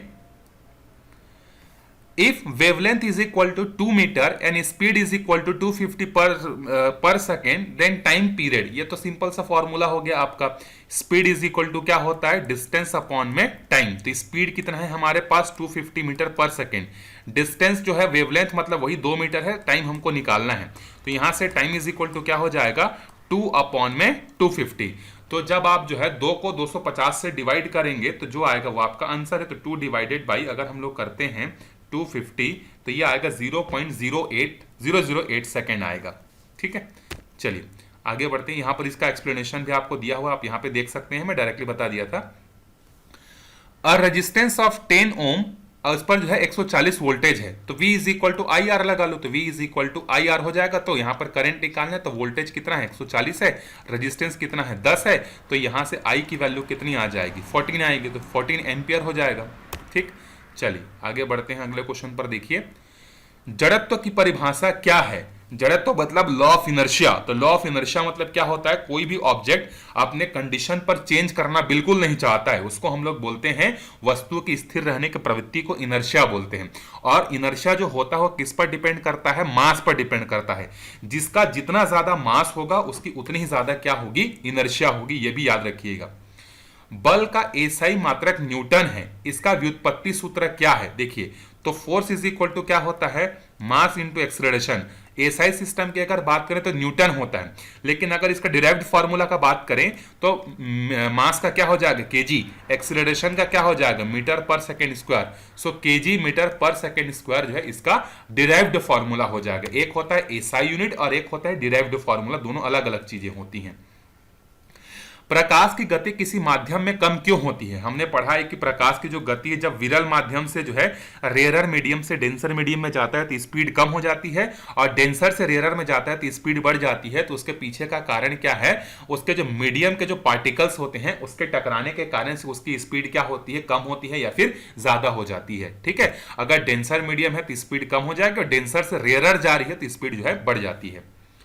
ऊर्जा के संरक्षण का नियम किस वैज्ञानिक ने दिया था? तो law of conservation of energy को जो है लेवोजियर ने जो है दिया था, जिनको फादर ऑफ केमिस्ट्री भी जो है कहा जाता है। चलिए आगे बढ़ते हैं। जब किसी वस्तु का त्वरण शून्य होता है, मतलब जब किसी वस्तु का एक्सेलरेशन जो होता है अगर वो जीरो है तो उसकी गति कैसी रहती है? एक समान रहती है। अगर एक्सेलरेशन में कोई बदलाव नहीं हो रहा है तो इसका मतलब वो क्या होगा? एक समान गति से जो है वो चल रहा होगा। चलिए, A straight line horizontal line in velocity time graph indicates, मतलब पहला देखिए, एक आपको बोला जा रहा है कि एक आपके पास जो है वेलोसिटी टाइम ग्राफ है, इसमें जो हॉरिजॉन्टल लाइन है ये किस बात को इंडिकेट कर रहा है? कि टाइम के साथ उसका जो वेलोसिटी है वो कैसा है? कांस्टेंट है, ठीक है। तो अगर हॉरिजॉन्टल लाइन अगर बना हुआ है तो वहां पर क्या होगा? उसकी वेलोसिटी कैसी होगी? कांस्टेंट होगी, ठीक है। तो याद रखिएगा इस चीज को।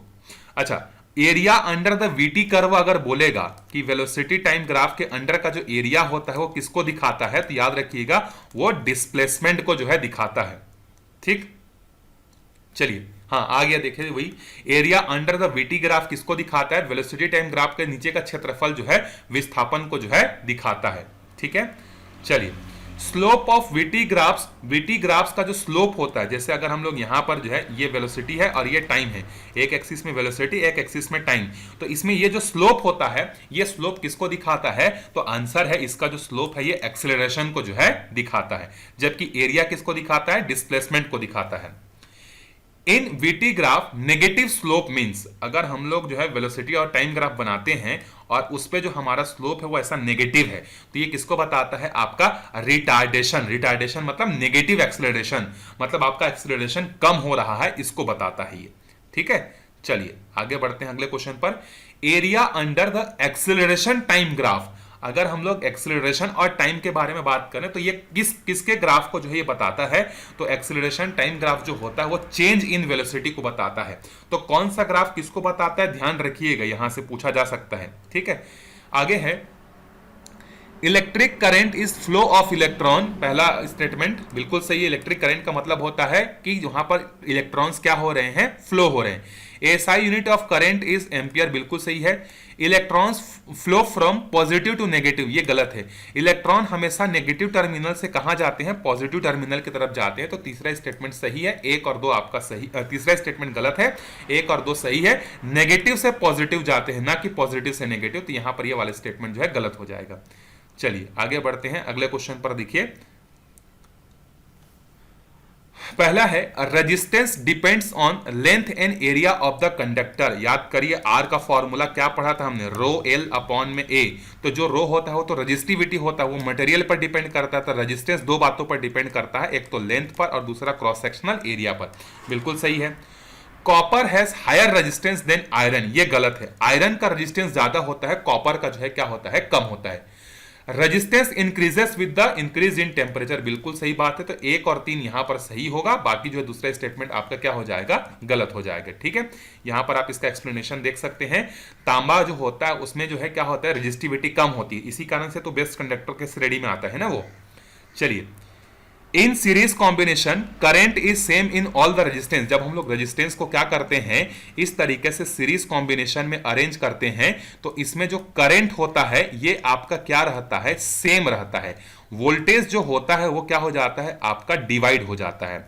और जबकि यहीं पर अगर हम लोग पैरेलल कॉम्बिनेशन की बात करें तो पैरेलल कॉम्बिनेशन में क्या होता है? जो वोल्टेज होता है वो आपका सेम होता है और जो करंट होता है वो आपका क्या हो जाता है? डिवाइड हो जाता है। तो पहला स्टेटमेंट सही है कि सीरीज कॉम्बिनेशन जो होता है उसमें सारे रेजिस्टेंस पर करंट सेम होता है। In parallel combination voltage is same across each branch, बिल्कुल सही है। Equivalence resistance of the parallel circuit is always more than the larger register, गलत है ये। इक्विवेलेंस रजिस्टर जो आता है पैरेलल कॉम्बिनेशन से वो जो है आपका कम रहता है, हमेशा ज्यादा नहीं होता है। ठीक है, तो इसीलिए इसका ए जो है इसका सही आंसर हो जाएगा, तीसरा जो है ये आपका गलत हो जाएगा। ठीक है, चलिए अब यहां पर लास्ट क्वेश्चन पे चलते हैं। देखिए यहां पर पहला दिया है पावर का फॉर्मूला वोल्टेज इनटू करंट होता है क्या? बिल्कुल सही है। पावर का फॉर्मूला यहीं से आई स्क्वायर आर भी होगा। देखिए पावर इज इक्वल टू हमने पढ़ा कि V इंटू आई, और ओम्स लॉ से याद करिए V इज इक्वल टू क्या होता है? आई आर होता है। तो मैं अगर यहां पर आई आर रख दूं और यहां पर आई, तो यही चीज बदल कर क्या हो जाएगा? आई स्क्वायर आर हो जाएगा। तो पावर का दूसरा फॉर्मूला ये हो गया। इसी को हम लोग तीसरे तरीके से कैसे लिख सकते हैं? अगर मैं यहां से आई की वैल्यू निकालूं तो क्या मिल जाएगा? V अपॉन में आर। तो power is equal to voltage तो है, करंट के जगह में V अपॉन आर लिख देता हूं, तो पावर के जगह पे क्या हो जाएगा? V square upon R. मतलब ये तीनों के तीनों फॉर्मूले क्या हैं? पावर से ही रिलेटेड है और तीनों बातें क्या हैं? आपकी सही है। तो इसका आंसर हो जाएगा ऑल ऑफ दी अबव या ऑल ऑफ दिस। ठीक है, तो यहां पर हमारे 100 क्वेश्चन कंप्लीट होते हैं। मैंने पूरी कोशिश की है कि हर टॉपिक को थोड़ा थोड़ा टच करूं और वहां से आपको जो कंसेप्ट निकल कर आए उसको मैं आपको समझाऊं। मिलते हैं अगले वीडियो में, अगले मैराथन क्लास में, जहां पर केमिस्ट्री या बायोलॉजी के क्वेश्चन हम लोग डील करेंगे। तब तक अच्छे से पढ़ते रहिए। अगर आपको कोई भी क्वेरी है, कोई भी जानकारी अगर चाहिए तो आप इस नंबर पे कांटेक्ट कर सकते हैं 6264555098। इसमें आप व्हाट्सअप कर सकते हैं, मैसेज कर सकते हैं। आपकी जो भी क्वेरी रहेगी मैं डेफिनेटली आपको रिप्लाई जरूर करूंगा। Thank you.